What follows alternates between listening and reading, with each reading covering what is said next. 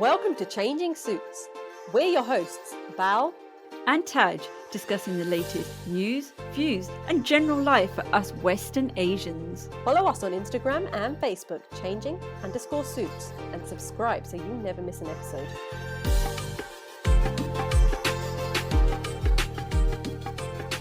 Hi, welcome to Changing Suits. My name's Bal. And my name's Taj. Today we wanted to touch on a topic that has had a profound effect on both me and Taj in the past, and something that is very rarely discussed, especially in our community, and that's baby loss. Because it's something that, like I said, not many people discuss, so there's not much awareness out there.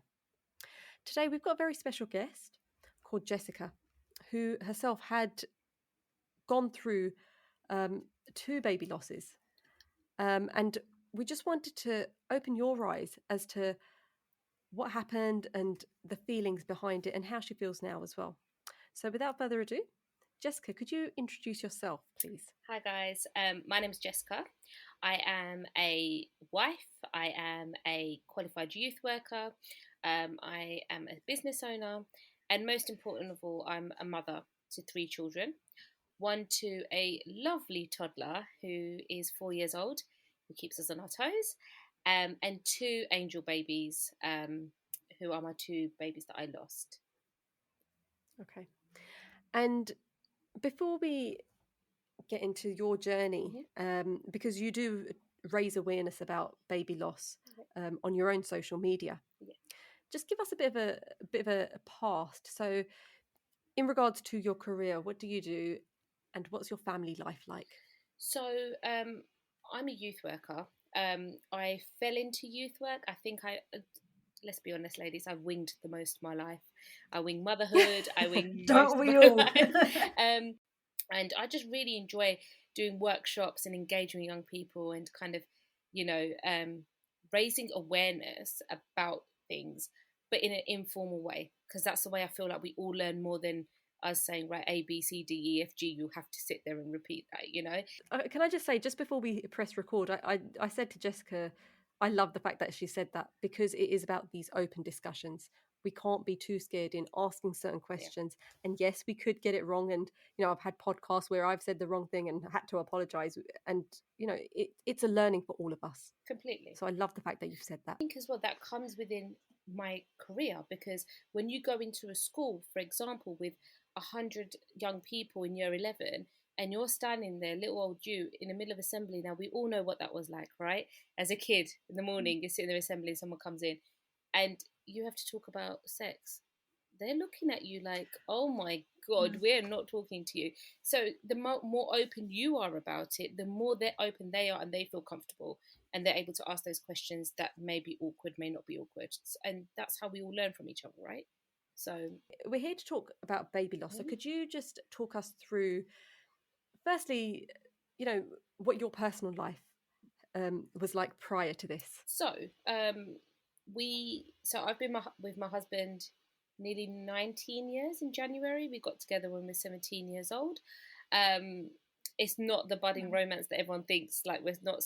That is what I was imagining, literally, to be honest, a Bollywood movie or something. Definitely not Bollywood movie. Definitely not school sweethearts. We met on MSN, and our first... good old MSN. Our first date was eating Dixie chicken together, which I went off so romantic and picked up and came back. And that's romance in our life. But yeah, we've been together 19 years. We got married 6 years ago. And we decided not to have the traditional Indian wedding. I'm Gujarati and my husband's Punjabi, so we decided not to have a traditional Indian wedding, but just to have a nice registry and reception. And then we went on honeymoon for 3 months, and we went to India. Oh wow! And Thailand, wow, that is nice. And Australia. And I'd never been to India, so we took my nanny to India. And wow, did I have You took your nanny on honeymoon? Yeah, just because, let's be honest, right? We were going for 3 months, so we had all the time in the world to spend together. It was Diwali as well that weekend. My nanny went to go see her family, so we were like, look, we would love to take you. And I've always said, as a child, the first person I'd ever go with to India is my nanny. So I got to kind of fulfill both of those that's things. so cute. I know. But yeah, Dixie chicken taking your nanny to India. The first. I mean, you know, you've got my heart. So yeah, so we did that, and then we found out. So we got married in 2016, and then in 2017 we found out we was pregnant with Dea, who is my 4-year-old daughter. And gosh, no one tells you about that motherhood. I tell you that. No, they really don't. Well, saying that, I did say to my dad afterwards, I was like, oh my God, you never told us how exhausting parenthood is. He goes, actually, I did. And to be fair, he always used to say how hard. That's the one job that is really hard. So I gave it to him. Be from the pregnancy itself, because our hormones are crazy. We have cravings, to labor, to having the baby. And then that next part of living with this child, and that's the same with baby loss. It's exactly the same, because you are going through those 4 processes regardless.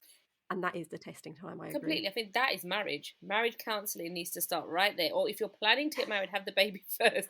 See how you get on, and then get married. That sounds good to me. Can you imagine how many people are about to comment on your podcast after I said that? I was going to say this South Asian podcast. But yeah, so we had Dea when we was in Romford in 2020 during COVID. So I did a test, and it was a really, really faint 9. And, at that time of COVID, you could go to someone's house, but you could only be 6 people in that house. Anyway, so I said to my husband, I'm going to my best friend's house. We're going to have a bottle of wine. We're going to chill. We'll do a test another day. Clearly, it's nothing coming up. I went to Tesco's and I bought the bottle of wine. I bought some Hey Dougie pajamas for my daughter, and I bought a pregnancy test. This lady that was on oh God, the looks you must have got. And do you know what was even better?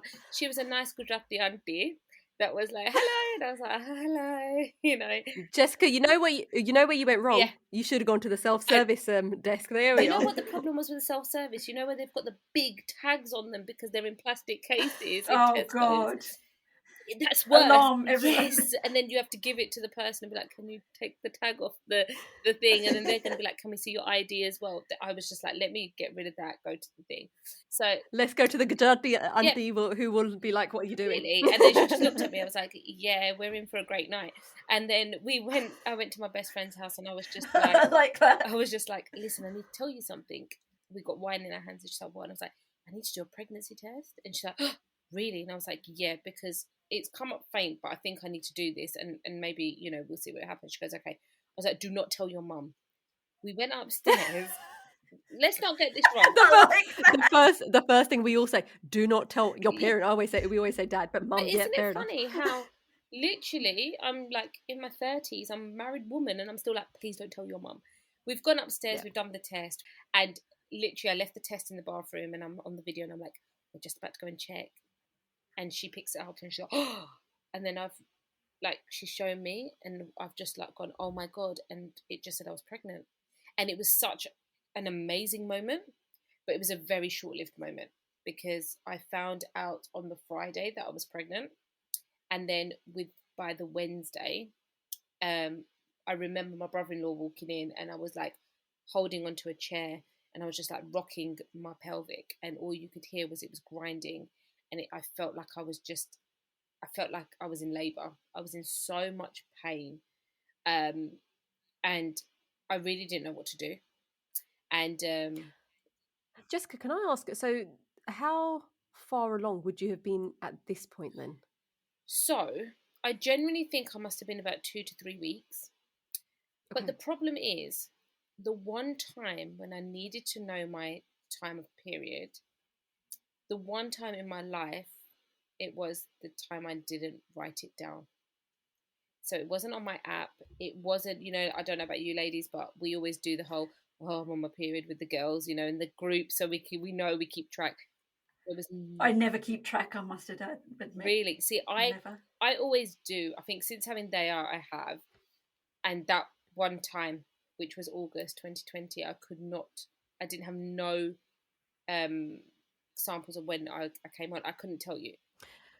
Do you know what? That's really interesting, because I have got the app, and I've always dipped in and dipped out of, am I going to do it? The worst thing is I've got the worst memory.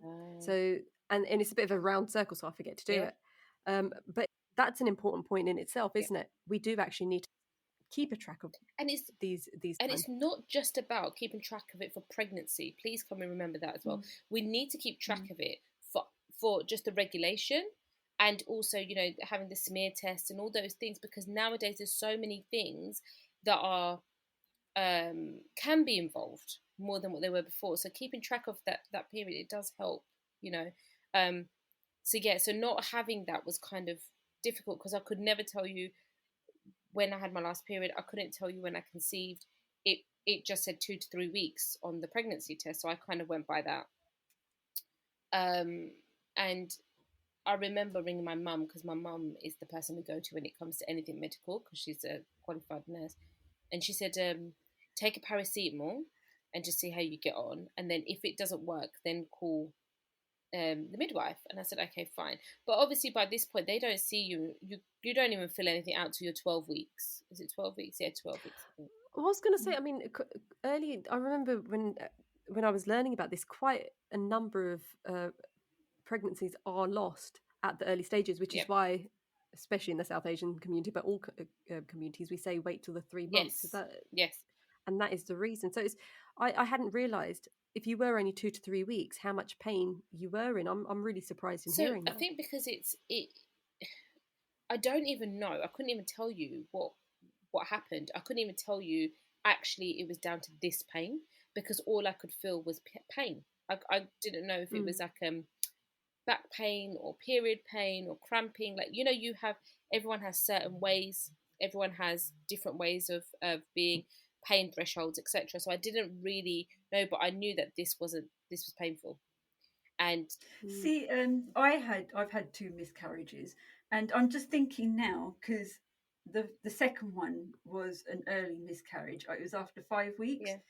but I had kidney stones as well at the same time, so that was really Oh, painful. And I was thinking, could it have been the pain from the miscarriage as well? Because at the time it didn't click. But you saying that now, that might have intensified what was that going pain. on. So yeah. And I think you don't, when we learn about these things, when we learn about pregnancy, when we learn about sex and all these things, one thing that we get taught is that, well, sorry, no, not that we get taught, that we know is, as soon as you bleed, you're going to lose a baby. That's the kind of stereotypical thing around pregnancy. You bleed, you're going to have a miscarriage, you know. And I think that whole thing of the worry of bleeding was really a scare. And after I had that paracetamol, I started bleeding. But it wasn't. And I was going to say, was it heavy bleeding? Because No. sometimes people do get bleeding, but again, it's still Yeah, but okay. I So how I would didn't have heavy bleeding. But again, how was I supposed to know what's right and wrong? Bleeding is bleeding. We don't know. And I know a lot of my friends have had bleeding throughout their whole pregnancies, you know. So how do we know what's right and wrong? We don't. And I think that's where we're kind of, and I will come back to this, is kind of where we're losing the educating women on the beginning of pregnancy and what we should look for and what we shouldn't look for. from obviously you've been raising awareness about what happened to you. Is there actually a difference, or are you still like, actually, I'm still not sure what type of bleeding to that indicates a Um, miscarriage? Honestly, I wouldn't know, and I don't have an answer for it, because when it comes to my experience of early miscarriage, there wasn't an answer. It was very much kind of like, if you're clotting, then you need to call us. Okay, right? Yep. What's clotting? What Yeah. what is heavy bleeding? I mean, you know, is it, oh, it's soaking your whole pad? Oh, right, okay. But what if I'm changing it consistently because I don't like it? Like, do you know, everyone's got different preferences, right, of how they are. And I think at that time as well, because it was COVID, you know, NHS staff were practically run down. So for me, I felt really bad to keep calling and asking these questions.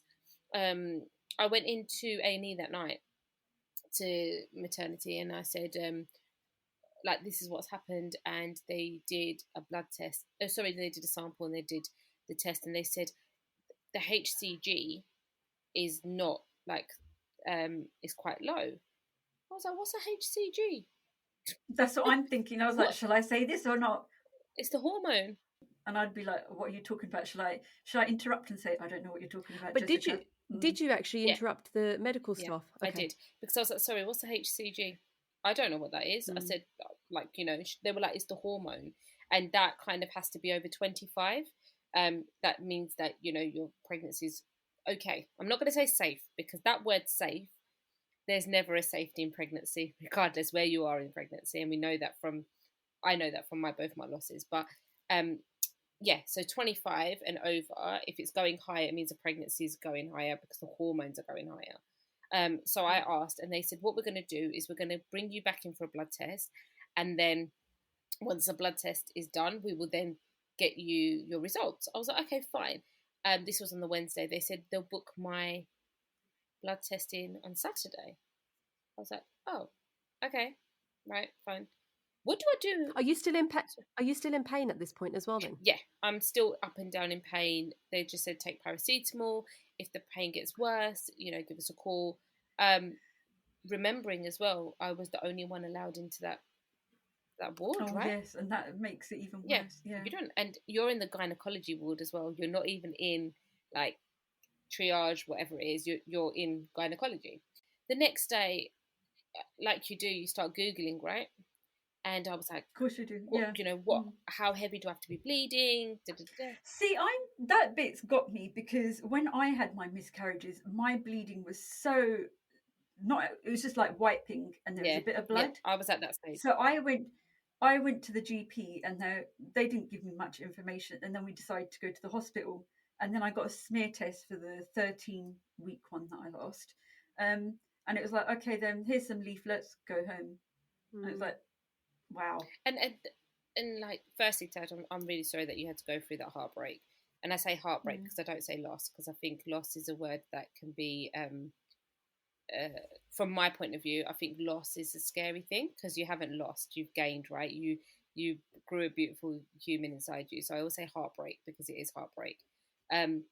But also, you're right. You're lucky you got leaflets. I got a phone call. I didn't even get a leaflet. I would have loved a leaflet, you know, to be able to read it at least, you know, to know something. They're like, you've been Googling, you don't need a leaflet. Okay, so you never ever tell a professional you've been Googling, right? That's the worst thing to do. It got to Thursday, and then I rang, and this lady was like on the phone, and she goes, look, unless you clot, then come in. And I was like, okay, what the hell is a clot? Now, when you think of a clot, you think of a big blood clot. You don't think of anything between that. You don't know. I don't know. Maybe I was being naive, or I don't know. Like, you know, as soon as I put the phone down, I went to the bathroom and had a clot, and I was like, oh, I think this is a clot. And I called back straight away. She was like, come in, and I went in, and this lady was like, when are you going? She goes, when's your blood test? I said, oh, it's on Saturday. Okay, why are you here? And I said, because the lady on the phone said about my clotting, and I just wanted to make sure, like, I don't know what's right and wrong. At this stage, I'm by myself, walking in. I'm now at a point where I'm clotting and bleeding, so now I'm even worse in my thinking, and I'm scared to hell. And this lady turns around and goes, well, you could be bleeding and losing your baby at the same time. She just said that to you. And I looked at her, and I didn't even know what to say. I was like, yeah, both of us just had the same reaction to that. It's like, what? I was like, okay then, all right, okay, thank you. And then I realized that this is why when you go through these things, or when you go to the hospital, there's always a second person with you, because their ears are listening to what they need to hear. Whereas I was like, oh, okay then, yep, okay, thinking, now all I've thought is I've lost my baby. That's it. There's nothing else. I've lost my baby. I'm sorry, even if staff were pressured or whatever, and it was COVID, because that's what they could say. Oh, we were stressed, we were pressured. You do not say that to anyone. That is ridiculous and disgusting. I think it's very, very, very important to make it aware that language is such a big part in loss, in grief, in life, because language is what can make people's feelings and emotion turn another way. when I saw the midwife on the Saturday to have my blood test, she was a lovely English lady. She was doing my bloods, and she said, "Are you okay?" And I said, "No." I said, "I'm really worried now." I said, "Because this is what I got told." And she looked at me. She was shocked, and she was like, "Who said that to you?" And I was like, "That Asian Mm. lady out there." And do you know what? I was really upset to say it was the Asian lady out there, because it, as an Asian woman myself, I should have felt Mm. a bit more comfort coming from her, Yeah. and felt no, and that's not in any way, me trying to say that I should have got special treatment, but I should have felt that bit more comfort because there was no one standing next to me. Do you think there is a difference in the way Asians then come across with the language versus other communities? Obviously, in that case, that's just unacceptable, regardless of whatever age, color, whatever. But what's your perspective on that? Just by In my personal out of interest. perspective, because Yeah. in my personal journey, I have found, obviously being South Asian myself, I have found language to be very, very, very different, because the Mm. older generation, um, Mm.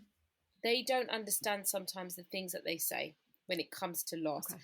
I think they just kind of say it straight, but don't understand the impact of it, because I think their generation was, they said it straight, they had to deal with it and they had to move on. They didn't have a way of grieving, or they didn't have a way of having that time to process it, especially if there was other kids in the house, or if you lived with your mother-in-law, if you lived with your father-in-law, whatever that process was. And I know, going through this process, that I've had some of my own family members that have told me that they've had stillbirths that I never knew about, that I've had miscarriages that I didn't know about. One of my aunts, And this is the point, isn't it, though? Because Mm. until you've spoken about it, you don't just know. don't know what's No. happening in someone else's And life. it was really, it's and again, like, when I went through this, I didn't really talk about it a lot, because it was um it was a different journey. It was a different journey for me, because when I found out that I had officially lost the baby, it was like 3 weeks after, because you have to keep going back and having a blood test to check if that hormone level's going up. And I remember getting the phone call saying, "I'm really sorry, your HCG just hasn't gone up; it's gone down." And I was like, "Oh, okay." And then she was like, "Okay, then thank you." And I was like, "No, hello, sorry, could I just ask you, like, when am I supposed to have my next period? Like, what's supposed to happen?" And then she went, "Oh, I'm really sorry, darling." And then she had a conversation with me like I'm human, you know? And I Yeah. remember getting off the phone, and I remember isolating myself very, very, very quickly. I put myself to bed. I isolated myself from Leia. I isolated myself from my husband. I was crying my eyes out.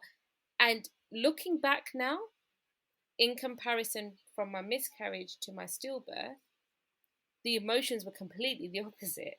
Because with the miscarriage, I broke down. I literally physically and emotionally broke down and isolated myself from everything and anyone. Being open, Yeah, from from because I've never been through it, so I've never, even with Taj, when she went through it, I don't know if I had reacted in the right way. And to be fair, listening to what you're saying, I probably hadn't, and But to that's be when, honest, I didn't discuss it with the family. yeah. Mm. Do you? One of the questions I've got, and I don't know if this is going to sound harsh, so you can no. stop me if it does, because it was so early in the pregnancy. Is it harsh to say that you took it hard, because there is a high number of people that lose babies within the 3 months? What's your perspective on that? What do you mean by that? Do you mean as in because the baby was so early that I felt like I didn't Yeah, get a chance to grow it, to then feel that bond and that yeah, love? yeah. I think I'm the opposite in that, because I feel like as soon as you see those two lines, or the little weeks or whatever pregnancy test you get, you're a mother. In my eyes, this is, please do understand, this from my perspective. Mm. No, no, I completely want to hear your I perspective, because I yeah, genuinely think that as soon as you see those lines, or you see that 2 to 3 weeks pregnant, whatever it is, you genuinely become a mother. And they say okay, as well that as soon as you're pregnant, and that if the baby's lost, um, there is still a bond between that mother and that baby through the organs and the blood. So there's an actual part of that baby that lives inside that mother for the rest of her life. And I always see, I'm not a very religious person, but there are things that I believe in, and I believe that God has ways of working. And I was blessed to be that child's mother for 6 weeks. And I didn't get a chance to create that bond, but it did create one thing, and that was happiness for those 6 weeks. So I think it, some people may not feel that straight away, and I think if I got pregnant again, I don't know how I'd feel. Or maybe I would not feel like that right at the beginning, See, for me, it was different because I thought this would be a good point for me to step in. For me, I kind of, even though I knew I was pregnant, I already knew that I was going to lose it, which might sound like a strange thing. But when me and my husband went to get checked out and everything, we were pretty much, okay, we know this isn't going to go through. And I think we dealt with it. I don't know if you can use the word better, better than the first time. Why do you say that? What made you think that in the first place, Taj? It's going to sound strange, but I think I'm going to have people be like, oh my God. But I had a dream that there was, I just had a stream of blood, and that was like, I don't know. And that just made me think, okay, something isn't right. And in your heart, you as the person that's going through it, in your heart, you know your body and you know what is going to be right and wrong for you.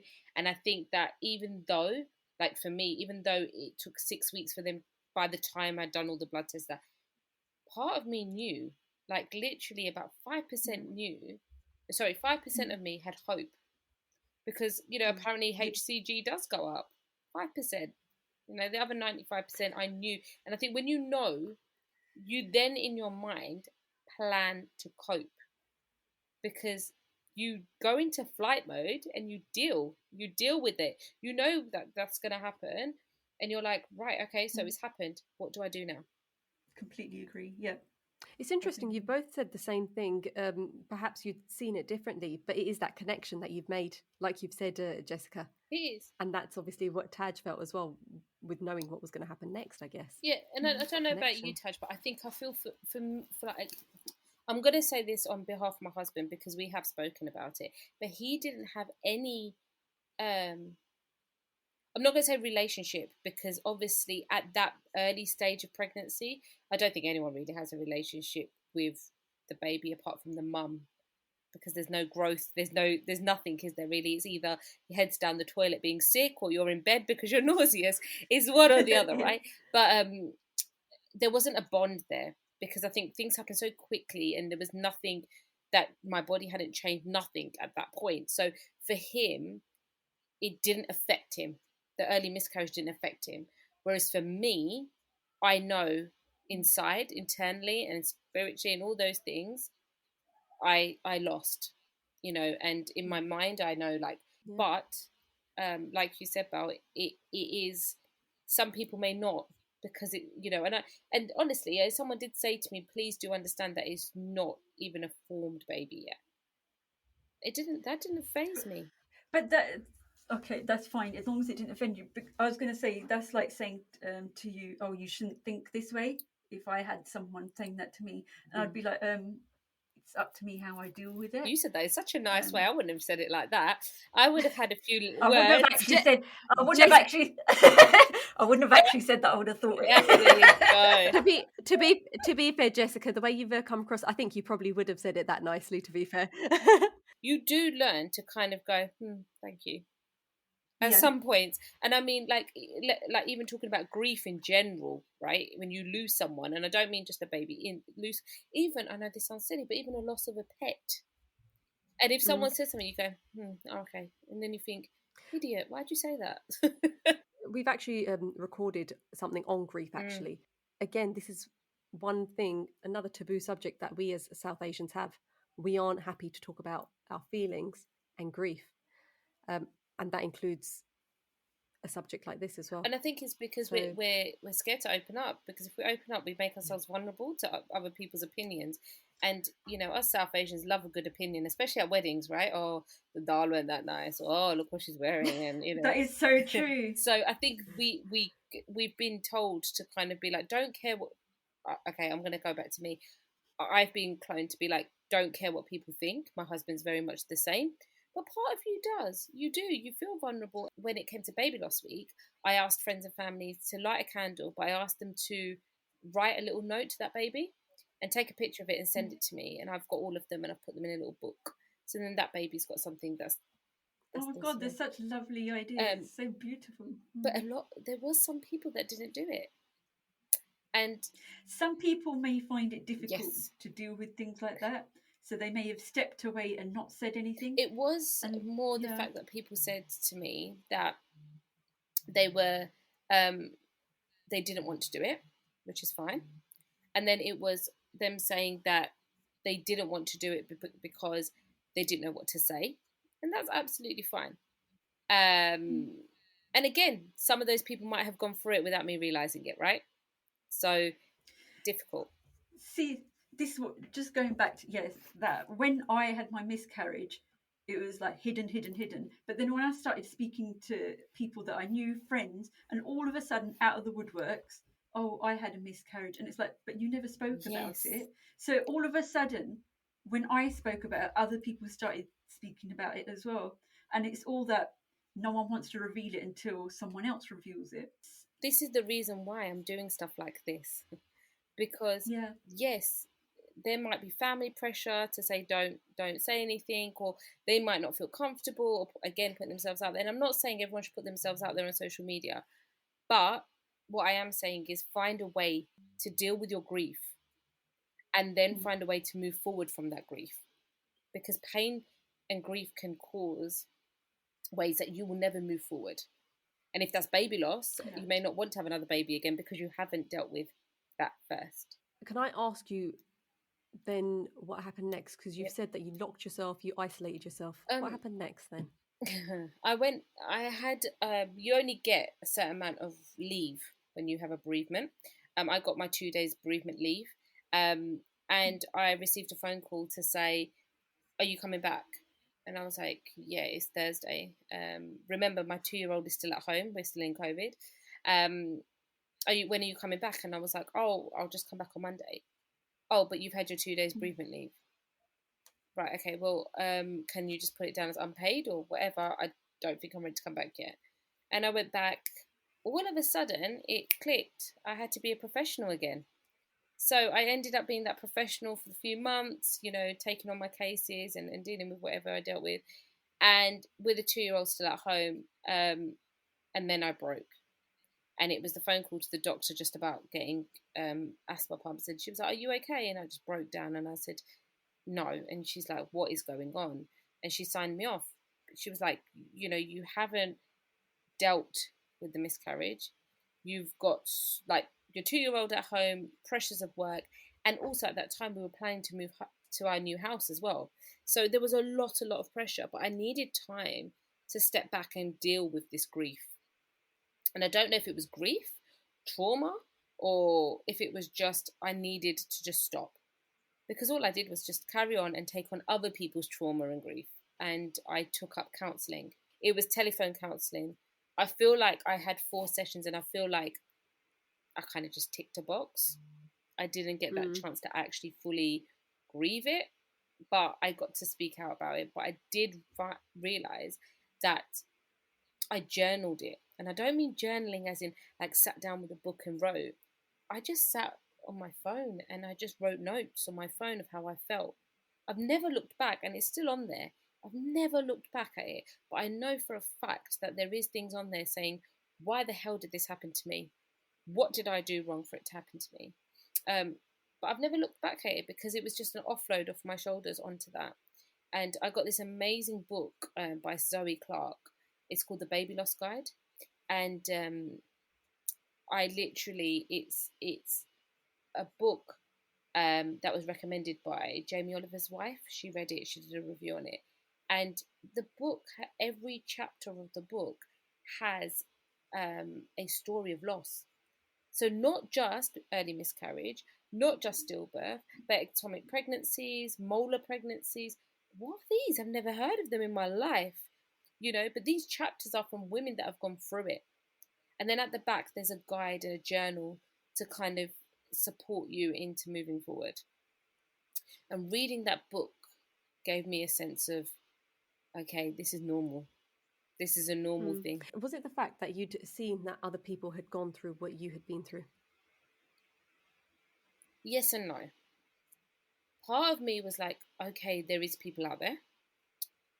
And part of me was like, oh my God, what I've been through is minuscule to what I'm reading in these things, And I also felt like I related to that early miscarriage chapter, but I also understood that it was part of my journey. Almost like acceptance, could you say? Yeah, and I think meant to be. I think part of, and I'm going to say it again, please do understand I am talking from my behalf, but I think part of the grieving process is to kind of be like, okay, do you know what? I have to accept this because I can't change it. I can't take anything back. It's gone out of my hands. And I think one of the things that we realized is when you can't have control of a situation, sometimes you have to be like, hands up, I can't do anything about it. But what I can do is learn from it and move on from it. And I found that that's how I had to do it. I did a book called Post-COVID Recovery Guide by women. So these are all women, from all different backgrounds. And it's called Bossing with Resilience. And it's an amazing book because there's like, I think 50, 60 of us. And we all just wrote a chapter. And I can't write to save my life, but I wrote about the chapter of my miscarriage during COVID. And my chapter was called It's All in God's Hands. Because by the end of that journey, that's what I got to. It's in God's hands. Yeah. And I think releasing all of that emotion, that feeling, that process, which is very important, is the process that causes us the grief and trauma. By writing it in a book, like I said, not good with English, I'm no like roll doll out here, but that was my cure of being able to say, that's my story. This is something I've learned on the podcast as well, listening to other guests. You can't put a time frame on this. Everyone has that journey in different time spaces and in different ways. But the point is, trying to stay busy isn't one of the options, because at some point it will come in front of you and say, actually, no, you need to stop now, figure this out. And it sounds like that's exactly what happened with you. I think you need to when you've got a child running around. I think that's really important as well, because you have to be strong for the child as well. And I'm rolling my eyes at that because that's what you get told. Oh, you have to be strong for the child. Yes, but you have to be 100% in yourself to be 100% for that child to learn. I'm going to ask you about the next part of your journey. Again, another massively painful part of it. Yeah. Can you tell us about your next pregnancy? So, Leia was ready to start the nursery here. And, we didn't get to celebrate her birthday the year before because of COVID. So we were really excited. Her birthday's in April. So we're really excited to do the 6 people outside while Boris is having a massive house party. God, can I just say, so we did the 6 people outside for my family and then 6 people for my in-laws. So we had 2 days and we had 2 different themes like you do, and then the Monday came along, and during this time from January to April, my daughter could only have 3 days at nursery, even though we wanted her to be full-time. But where we live in a village, it was packed. So they was at home with me 2 days a week whilst I was still working. And on the Monday, it's Bank Holiday Monday, and I was absolutely exhausted, like to a point that I was in bed till 3 o'clock in the afternoon. And I just generally thought it's because I'm tired, party planning, all these things. And then that weekend coming up, I think it was the 10th of April, we were having our friends come, so our friends and their daughter, and we missed her birthday. So I hired Mickey and Minnie Mouse to come. The night before they were coming, I said to my husband, I think I need to do a pregnancy test. And he was like, what? I was like, yeah, I think I need to. The normal reaction, as always. What? Like, come on, let's be serious. You're acting like you don't even know what they are. Come on, And then I'm like, yes. And he's like, okay, fine. I took the test at 8 o'clock at night, and I remember it said 2 to 3 weeks pregnant. And at this point, I was downstairs and Gurpa was upstairs, and he was in the bathroom upstairs. And I took my phone and I was like, oh my God, it's 8:30 at night. And I was whispering because I didn't want him to hear me. And I was like, it's 8:30 at night on the 10th of April. And I've just found out I'm pregnant. And, you know, I still got that video. And it's like the most silliest video, but you keep them because you, at that time, you're like, oh my God, it's exciting, you know. And I remember him coming down and we were sitting there and we were talking. I don't know what we were talking about. And I said, Gurpa, I'm pregnant. And he was like, what? And again, I was like, this word, what, is just killing me. And I'm like, pregnant. He's like, really? And I was like, no. What's that? Yeah, you know, you're like, no, I just thought I'd tell you this and we thought I'd have a bit of fun. Like, what is wrong with you? And he was like, no, you have to do another test. I'm like, well, it's not lying. Like, you paid £10 for a test. It's not lying. He's like, no, do it again. So, we got the high quality one. It's not one of those cheap ones this time. Yeah. The one that, you know, where it tells you with the little faces on and stuff, you know. My friends came over the next day and they came over and my friend was like, Jess, like, Gurpa doesn't drink. So he was like, Jess, you've got to drink with me. Like, I've come to your house for the first time. And I was like, I'm not drinking. So he was like, no. And I was like, oh my God, like, seriously, Gurpa, you need to help just me. Understand, just listen to what and, like, I'm saying. his wife's like, why have you got something to tell us? I was like, oh, why do people do that, you know? Anyway, I was like... Can I say that we have actually discussed this subject of actually saying things like that, and I've done it myself. I've done it. Oh my God, why did I? Yeah, I think we all naturally do it, right? But yeah, we definitely shouldn't do it. So I was showing them around my house and Gurpa was like, guys, your drinks are done. I looked at Gurpa like, what have you done? Like, he's drinking pink gin. Again? What have you done? And then he's like, here, Jess, take yours. Here, take yours. And we've like, and I'm thinking, okay, he knows. I know it's fine. So we've like, cheers. And I've gone, yeah. And I've drank it. And they look exactly the same, can I just say? But Gurpa was adamant to give me mine. I've drank it. Oh, okay. Yes. And I'm tasting it and I'm like, oh. So all he did was put blackcurrant and lemonade in mine and put pink gin and lemonade in his. So I was there necking all these drinks. And when we told them, he was like, what the hell? And we were like, yeah. And we actually bought him a bottle of pink gin to be like, congratulations, you're going to be a massa. Like, you know, and he still to this day just does not trust Gurpa with drinks anymore. That's because he's worried that he's going to give him the dilute drink. Well, maybe, you know, it's a good thing. I don't know. But by 10 weeks, I was 10 weeks pregnant. And Daya was at home with me. And I didn't feel well. And I said to Daya, at this point, she's just turned 3. And I said to her, Daya, you need to get mummy her phone. I'm in the bathroom and she's come into the bedroom. And I've come in the bedroom. And I knew, as I got up, I knew I was about to faint. I could feel it. So I thought, if I faint in the bathroom, I'm going to hurt myself because the bathroom's not as big. So I'm just going to try and walk into the bedroom, and at least then I can faint on the bed. As I walked into the bedroom, on the left-hand side, there's a set of drawers, and then our bed is next to it. Daya was on the bed, and as I've gone to walk over to the bed, I've grabbed onto the set of drawers and I've fallen and I've smashed my face on the drawers, and I've fainted with my head, like literally just centimeters away from the bed. Oh my God. And there's like, mummy, and then like she's run over, and obviously I've blacked out, and I just remember saying, Daya, get mummy her phone please, like from the bathroom. And I don't know why, because my parents were coming down that day, and I don't know why I rang my husband. Now he works at that point, he worked in Enfield, which was an hour and something away, and I don't know why, but he was the first person, and I FaceTimed him, I don't know, and I was like, Gurpa, I've just fainted and I've just smashed my face on the cupboard. Like, I don't know what to do. And he's like, right, I'm going to ring your mum. I said, fine. So, rang my mum, and my mum rang. She said, Jess, I need you to sit up, try and get yourself up, sit up against the drawers. She's like, you know, make sure you're safe, make sure they are safe. And at this point, they was at the end of the bed and I was sitting up against the drawers, so she was in front of me. And mum was like, Jess, you need to get some water. I gave myself about 20 minutes. And I was like, right, come on there. And then she sat with me on the stairs and we went down slowly. And then I laid down and my mum came.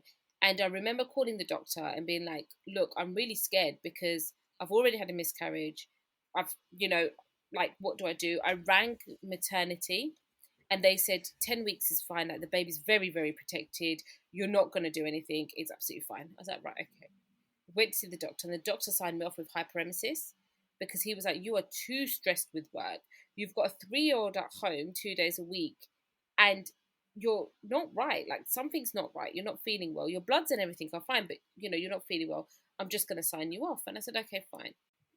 When I found out I was pregnant, up until the week of the 17th of September, I slept every single day. And they didn't find anything wrong with you or the baby at this point? No. So 10 weeks, I'm absolutely fine. I'm having my midwife appointments like normal. And I kept saying, like, I'm getting headaches, my back's hurting, all of these things. And they were like, yep, everything's fine. Everything's fine. So they've done the scans at this point. They've done the normal checks and literally nothing's come up? Nothing's come up. We're all good. So there was a heartbeat in the scan? Everything was good, yeah. Okay. 12-week scan, we've had it, everything's all good. 20-week scan, we've gone, we've had it. We found out we're having a little girl. Only me and Gurpa knew we were having a little girl. We weren't going to tell no one. And I'm going to be honest on this situation. When I found out I was having a little girl, I literally burst into tears and I was like, oh my God, no. Now, looking back, who says that? Who says that? And it's not that Indian thing of, oh, I want a boy or I need a boy. It wasn't that. My relationship with Daya was awful during this pregnancy, with like that pregnancy. It was absolutely awful. She would kick, she would scream, she would physically hit. She didn't have no bond with this baby. It didn't matter what we did. Even if the baby was moving around, we'd be like, look there, she didn't care. And if you spoke about the baby, she didn't care. And it's really weird, looking back, how a child, a 3-year-old, could sense something wasn't right. They do say that though, They don't do. they? We had a wedding to go to. I was 24 weeks, and looking back now, I was very big for 24 weeks. But again, nothing was said. And, when I went for these appointments for the scans, I kept saying, are you sure there's only one in there? Because even my mum was saying, are you sure you only got one in there? Because you're quite big. But the midwives were fine with it. They were happy. They were absolutely happy. And I remember that day coming back from the wedding. And actually, the wedding is the only one time, and you're going to be like, oh my God, the only one time that I have a picture of me with a baby bump. The picture with Daya with a baby bump, or a picture of Gurpa with a baby bump. There's no other pictures of me where it looks decent enough that, of me being pregnant. I made a video. There's a song called Small Bump by Ed Sheeran. So we were like, oh, we'll do a dance. So we started like trying to choreograph this dance. Well, fast forward to me meeting someone from the baby loss community after I lost the baby, to find out that the song Small Bump by Ed Sheeran is based around his friend having a stillbirth at 4 months. Oh, wow. The lyrics, and straight away, guess what I did? I Googled it. And it says, the small bump is unknown. You were brought to life in 4 months. And you know what? You generally just read small bump, think Ed Sheeran, the slow music, and straight away I messaged Gurpa and said, it wasn't meant to be. Because that song was the song that I used to announce that we're pregnant. Oh, God. And, straight away I was like, I'm to blame. But my God. You don't realise it, because when you're listening to the song, you just think, oh, it's about him talking about a baby being born and stuff like that. But actually, if you listen to it properly and you read the background of it, it was actually a song that he made based around his friend having a stillbirth. So it was all written kind of like there. Obviously, we don't know. We sent out the video. Everyone's like, oh my God, congratulations. It's amazing. Yeah, still going to the midwife. We're all good. Everything's fine. Now we've got to August. And so how far along the pregnancy how far along of the pregnancy are you at this point then? So I'm gonna say I was probably about 25 weeks. Okay. So I then started getting these pains. What the hell are these pains?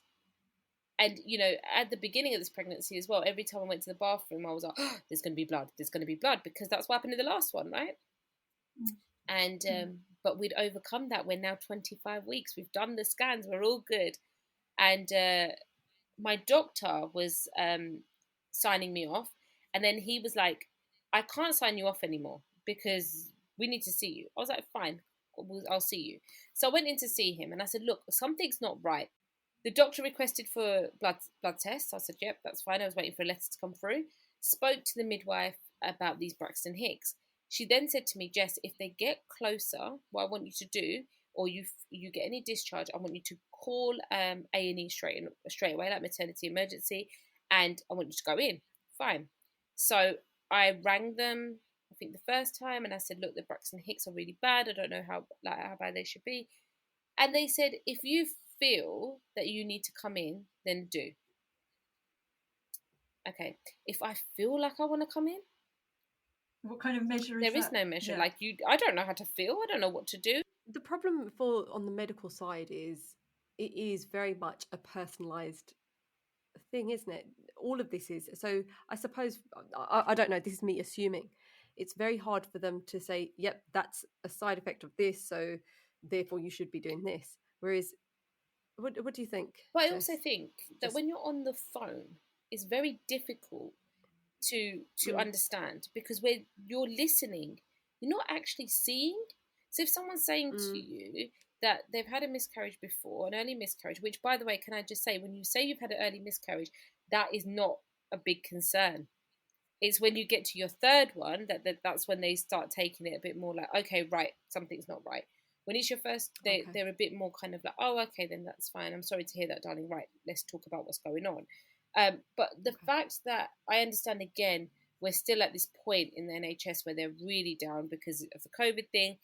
But saying if you feel you need to come in, no one wants to feel that they need to go in. What they need is for you to say, I need you to come in so I can assess you. I think that language is a little bit more better than saying, if you feel like you need to come in. Because do you know what? No, I didn't feel like I needed to come in.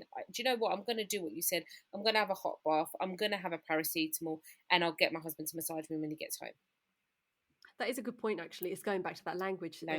Comment that you made earlier, wasn't it? Yeah, and that makes sense. Guess what? That's what I did. I went and had a hot bath. I did like the massage thing. I was okay. Then it got to a point where it got worse, and then my mum came, and my mum started doing like pregnancy massages on me. That really helped. It loosened me up. Then I got to the beginning of September, and my midwife, I saw her and I said, look, these Braxton Hicks are getting bad now. And she was like, right, I want you to make sure that you're checking your, like, how far apart these Braxton Hicks are, okay? Because they could be contractions. Now, at this point, we're like 25 and a half, 26 weeks. I've then gone in, then that night I was at home. My daughter had a temperature, and I ended up going to the bathroom and I found a bit of discharge. Now, they had said if the discharge is a different colour, then you need to call us and you need to get in. Fine. So then we had to get there in the car. Gurpa's taking me to the hospital. And again, we're going by ourselves, right? Because you're not allowed to have anyone go with you. I got in there. My Braxton Hicks was so bad. I literally got seen within 25 minutes. And I remember they checked me. Everything was fine. Is there anything else? No, just take paracetamol. You're absolutely fine. There's nothing wrong. Braxton Hicks, they do occur. Okay, fine. I'm going with what these professionals are telling me, right? Yeah, so I ended up coming home. I got told I was fine. I've got no worries. I'm fine. Anyway, cut long story short, I get my blood tests, which is on the 3rd of September. I go and have my blood test. And 3rd of September is quite significant, actually, because looking back on my messages, 3rd of September was actually the date of when we confirmed the name we was going to have for the baby. 3rd of September is when I had my bloods taken at the doctor's. On the 7th of September, I was walking out the house and I get a phone call from my mum talking away, and I receive a letter, and the letter's from the doctors, and it says, please can you call us for a telephone consultation as we have your blood test results. It is not, I can't remember the exact words, but basically it's not a worry. There's nothing to worry about. It's just a telephone consultation. So my mum was like, call them right now. Get off the phone to me. Call them right now and get it booked in. The only time we've got is the 23rd of September. It'll be a telephone consultation with this doctor, and he will call you and you can discuss your bloods. Okay, fine. Thank you. The 17th of September comes. I went with one of the girls, and we went for a milkshake because it's hot. And I remember walking, and she's like, "Are you all right?" And I said, "Oh my God, I'm in so much pain." And she's like, "Oh God, Jess, like, is the Braxton Hicks that bad?" I said, "Yeah." And she was like, "You got midwife appointment in a bit. Like, you need to tell her." And I was like, "Okay, fine." When I dropped there to nursery, one of the teachers turned around and goes, "Oh my God, when are you due?" And I said, "Oh, I've still got like October, November, 3 months." The baby was due the week of Christmas, 19th of December. And she was like, "Oh, you look like you're about to have the baby soon. Are you sure there's not twins in there?" And I was like, "No." And again, I thought, "Oh my God, am I that big?" So when I got home, I looked in the mirror and I was like, "Wow, like I am really big." So when I went to see the midwife, I said to her, I said, "Look, I look really big. I look like I'm having twins. They've confirmed that I'm not having twins, but something's not right. Like, can you just check?" And she goes, "Okay, fine." Now, this midwife that I was seeing on the 17th was the midwife that I saw when I first got booked in, right at the beginning of my pregnancy. And I don't know about you guys, but obviously during COVID, midwives have been chopping and changing consistently. So you don't see that one midwife that you're with the whole time. So I saw her the first time when I signed up. Can I say you've got the best memory? Like, I to was going to remember say all that this. you know all the dates. But, Yeah. these dates are significant, and I'll tell you why they're significant. Because when you lose a child, you have a report that's sent out to you. So that report is everything that's happened on every basis. And I think for me, it was always writing down things on my notes to remind me. Yeah. And this does when it comes to my report for the baby, because it's quite crucial, the timings. So when we were at that appointment with the midwife, she's gone, "Pop up on the bed, Jess, let me just check." And as she's done, the little measurement, because she's just coming up a little bit big. What I'm going to do is on Monday, I'm going to get the sonographers to give you a call and book a scan in, just to make sure, because it's just a little bit big.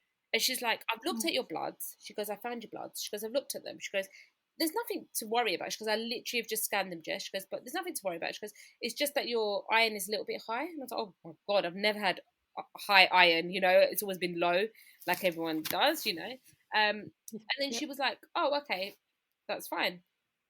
That was it. And I got home at 3 o'clock, so I've gone to lay down. It's hot outside, and I've fallen asleep with 2 duvet covers on me, and I had the worst headache in the world. All I remember is Grandpa ringing me going, "Jess, it's 5 o'clock, like you need to go and get there." And I was like, "Oh my God." I physically couldn't even get up. And I was like, "What is going on?" I drove myself. It's only a 7-minute drive down the road. I drove myself to the nursery. I got to the nursery and I stood at the reception like this. And they were like, "Mum, are you okay?" And I just burst into tears. And I was like, "Something's not right. Like, I don't feel very well. Like, can someone just help me?" So I was like, "Okay, fine." The nursery kept me at the back for a little while, gave me some water. And they said, "Look, let us walk you. Let us take they in the car. Like, please don't go on your own." I was like, "I'm fine." When we'd got home, I said to Daya, "Here's the phone, okay?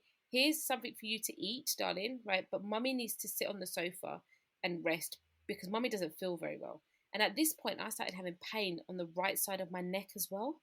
And I just couldn't make myself comfortable to lay down. So I said to Daya, "Listen, here's the house phone. If mummy falls asleep like she did last time, I want you to call 111. But So you're literally prepping her yeah, because of what happened last time. Okay. But so I said to her, "Okay, press this button," and it had my mum's phone number on there. I was like, "If anything happens, you press this number and it'll call Nanny." All I remember is I could hear my mum's voice saying, "Daya, does mummy know that you're calling Nanny?" And I was like, "Where's mum come from?" Realizing that I've already collapsed on the sofa.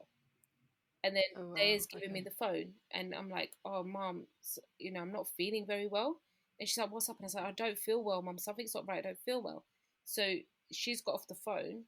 She's rang Gerpa and said, "You need to get home now, and we're going to try and make our way now as well." All I remember is Gerpa waking me up, going, "Wake up, Jess, wake." And all I remember was this pain weren't going. It wasn't going.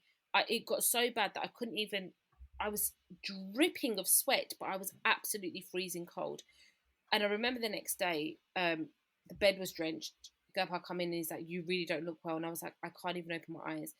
So my mother-in-law came. She took Leia, and Grandpa was downstairs working, and I was in that bedroom. I couldn't even eat anything. I finally made my way downstairs, and I had a bit of dal jawal that Nani had made. I couldn't taste it. I was like, not right. So then Grandpa rang day assessment unit, which again is the emergency pregnancy unit, and he said, "My wife's not feeling well, all these things." And they said, "We don't, it's not pregnancy related." So still they're not listening to everything that you've been Right. through. So what's wrong? You've got migraine. Okay, take paracetamol. Okay, you've done COVID tests.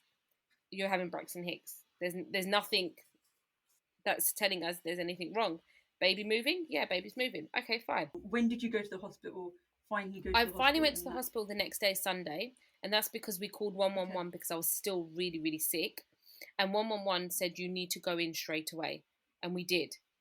And when we went in, they checked me, and I was laying there, and the midwife had I don't know what it's called. I want to call it a heartbeat machine. Still to this day, I don't know what it's called. She puts it down, and she's looking at the time, and I know they have to wait a minute and to check their heartbeat. And there was a heartbeat, and she was checking it, and she goes, now, I'm thinking about it now, the heartbeat wasn't very loud, but she checked it, and she said, "Have you felt the baby kick?" And I've gone, "Well, not really, but I've felt baby move, you know?" And she's gone, "Oh, there's the kick. Okay, that's fine. All right, okay. You've got a viral infection, so, you know, you just need to have paracetamol, you need to do a lot of resting." Oh, okay, fine. I left. That was the Sunday. Tuesday comes along. Now we're on the 21st. I get a phone call from the midwife, that midwife that I saw on that Friday. It was the last time I saw her. She calls me, "Jess, I've just found your bloods from your doctor. Your bloods are supposed to be 23 and you're 53. You have gestational diabetes." What? You have gestational diabetes. And that's why you're sweating and you're having all these. And that's and the baby's why so big. I'm sleeping for 7 months. That's why I'm craving Coke. That's why I'm eating junk food consistently. And that's why I'm falling asleep. Because my sugars are so high, I'm falling asleep. And then I get a phone call to say, "Can you come in within an hour? Because we've got the diabetic midwife here. She's ready to see you. Like, can you come in?" Yeah, that's fine. So off I go. She's the diabetic midwife. She's amazing. She's like, "You've got diabetes, gestational diabetes. Here's the blood testing thing. This is what you've got to do. This is how you're going to eat. Don't worry. It's all fine. We'll work through it." Okay, fine. She goes, I said, "Oh, I've got a scan on Friday." She goes, "Brilliant. I've come home. I'm now diabetic, which means that I can't eat properly. It's awful." These Braxton Hicks were no longer there. I'm feeling fine. I'm feeling movement. We're okay. Come Thursday, I get a phone call. It's the doctor. "Hi, just to let you know, yeah, I know I've got gestational diabetes." "Oh, right, okay." I said, "Yeah, I know." I said, I had to find out from my midwife because you waited from the 7th of September to the 23rd of September to tell me I've got gestational diabetes while I'm pregnant. And what did he say to that? Because it was double what it needed to be. Was there any he excuse goes, behind "No it? one's at fault here." Okay. Never forget those words. "No one's at fault here." I was like, "Okay, thanks." And then I said, "Can you just give me the prescription that I need for the needles?" "Oh, I can't see the prescription." I was like, "Well, I can see it right now, and I'm CC'd into it from the midwife." "Okay, I'll find it." Then I've got the text to say, "I found it. Pick your prescription up." Now, Thursday, I rang my mum. I was like, "Mum, can you come to the scan with me tomorrow?" Now, let's remember, when we go for scans and we've not had a loss or a trigger or anything like that before, a scan is the most amazing thing. It's the most exciting thing. Sometimes you don't need to take anyone, right? Mum couldn't make it. She was at work. Grandpa couldn't make it. He was at work. He was like, "I'm really sorry, babe. I really, really can't because I had the week off." That's fine. How am I going to do it? I can't even drive. I couldn't even drive because I was falling asleep. Well, we know why, because of gestational diabetes. So then my friend rings me, the one I drank pink gin with her husband, in quotes, you know. And she's like, "What are you doing tomorrow?" I was like, "I've got a scan." She's like, right, okay, well, guess what? I'm going to do a COVID test. I'm going to pick you up. I'm going to take you to your scan. I won't come in. You can go in by yourself. She goes, and then we're going to go for lunch. You're isolating yourself completely while you're pregnant. It's not good. I was like, fine. Friday comes along. She picks me up. And she was like, would you like for me to come in? I said, yeah, it's fine. Don't be so silly. You're a mussy to my kids. Like, come on, come with me. She was like, and you spent 2 hours in the car with me, so that's yeah, fair enough. I'd and let her come in. on, you drove an hour to get to me. I mean, at least I could do is let you come and see the baby, you know. But again, no one knew we were having a little girl, so we had to be very quiet. So anyway, we've gone into this scan. We've sat down. The man that's scanning me, the sonographer, he was the same sonographer that we had when we found out we were having a little girl. And this little girl would not stay still for them to take the measurements like they do at the 20-week. And so he remembered that. And when he went on, I said, oh, you do know she's not going to be still, you know, what she's like moving around. And he said, oh, it's fine. But one thing that they do, and I think this is something that I could say for him on his professional term, was it wasn't the best thing that he did, was they normally have a screen in front of you and they normally turn that off and wait until they found the baby and then they put it on. But this time he hadn't. But I wasn't paying attention. So I'm laying down, he's on the right side looking at the computer. I remember the screen in front of me, and then on the left side was my friend. So I've said to her, oh, please don't mind, like, you know, I haven't shaved or anything, like, you know, we're not even at that stage because I'm too big. And she was saying to me, the beauty gets taken off you if you're having a girl or some nonsense like that. So as I've turned, I'm talking to her on the left-hand side, and we were talking about where we should go for lunch. And then we've looked up and we've seen the baby. And she's gone, oh, hi, baby. And I've gone, oh, hi.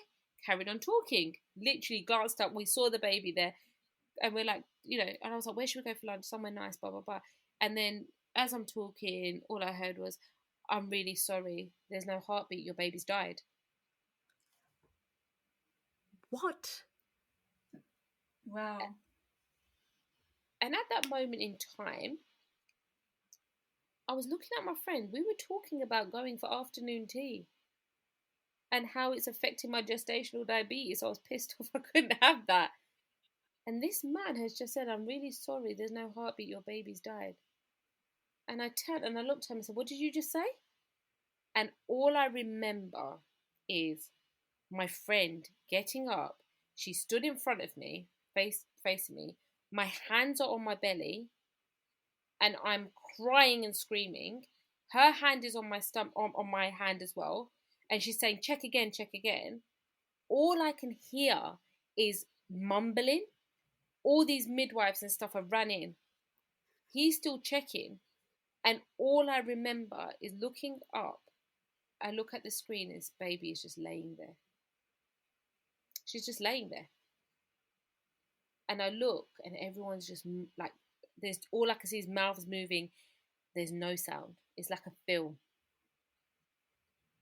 And I was just crying and screaming. But the only reason why I was crying and screaming was, oh my God, what am I going to say to Gerpal? That was the only thing that went through my head. Because straight away, I failed as a mother again. I failed as a wife again. That was how I felt at that time. What am I going to say to my husband? And literally, they got me up, they cleaned me up, and they literally moved us into another room straight away. And I remember the midwife was there, and all of a sudden, there was a bereavement midwife. What the hell is a bereavement midwife? This lovely lady standing there. And my friend looks at me, she's like, Jess, do you understand what's just happened? I'm like, yeah. She's like, okay. And the bereavement midwife's like, are you okay? And I'm like, yeah. I need to tell Gerpal. That's the first thing I said. And I looked at my friend and I said, can you do me a favour? And she said, yeah. I was like, can you just call him? She goes, okay. She goes, I'll call him. Now, like I said, we're all good friends. It wasn't like it was a random friend calling. She called him and she was like, Gerpal, you need to get here as quick as you can. And he was like, why, what's happened? And she said, nothing's wrong. It's just that the consultant wants to see you as well. So get down here as quick as you can. Obviously, he's not just going to be, okay, fine, I'm on my way. He's ringing me as well. And I remember we're sitting there and the midwife's talking and I'm not taking any of it in. I'm sorry. I don't know what you're talking about. I'm just sitting here. And I remember he called and I was like, hello. And he was like, are you okay? Everything okay? And I'm like, yeah, I'm fine. And he was like, why have I just got a phone call? And I said, oh, because the consultants want to see us, but they want to see us together. So that's why you need to come. He's like, okay, are you sure everything's all right? I'm like, yeah, it's fine. Just come. Exactly how I'm speaking to you is exactly how I spoke to him. When I put the phone down, the midwife goes, oh, I could never be as strong as you was on that phone call. And I said, there is no way that I will be telling my husband that his baby has died on the phone. So then he ends up getting into a car accident, God forbid, and then he's in a hospital bed. I need him to be 100%. What's so interesting about whenever you've spoken about when you found out, it's always come down to the language. Even Yep, this bit, the way yep, you've told him, it's the yep, language. You have to be yep. calm. Yet they haven't the midwife hadn't understood that. No, and It's but I that's think weird. as well, let's be honest, when someone's telling you this, you would think, oh Mm. God, if that was me, I'd be screaming of tears, I'd be like this, I'd be like that. Everyone takes grief very, very differently. And I don't, and me and Gab are very big movie buffs, as you know, from the Minions. And there's a film called Analyze This and Analyze That. I don't know if you've seen it. Billy Crystal Yeah. is the counsellor and Robert De Niro. And they have a line, and I'm not joking. I used that line throughout the whole time of my baby loss was grieving is a process. And it is. It's a big process. And it's a mixed emotion. And grief can cause you and trigger you to act like you're happy, you're nervous, you're this, you're that. And at that time, Mm. I know what was about to happen. When we're talking to these midwives, I've said, I'm really sorry, but I need to go downstairs. And I remember my mum always saying, when you're in shock or someone's in shock, always have something sugary because it gets that shock down. I was like, I need to go downstairs and I need to have a muffin. My husband's going to still be an hour and something. I need to have a big muffin and I need to have a coffee with loads of sugar. And so I can't remember who it was. One of the professionals turned around and goes, but you have gestational diabetes. You should check your sugars. I said, that doesn't matter anymore, does it? And then she looked at me. She goes, okay. I said, I need it for my shock. Can I ask you Yeah. something? So you've had the gestational diabetes. Is it that this might be a really silly No, question? it's not. Is it that's caused this to happen then? So, in my heart, deep, deep, deep down in my heart, I will say yes. Because I was pregnant for 7 months. And if you ever type in gestational diabetes, one of those side effects, I'm going to say side effects, is stillbirth. But after we had her, they ask you if you want to have a post-mortem.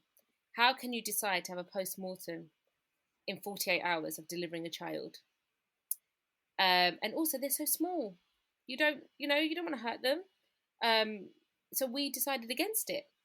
But because of that, they cannot say that it was the gestational diabetes that caused her to pass.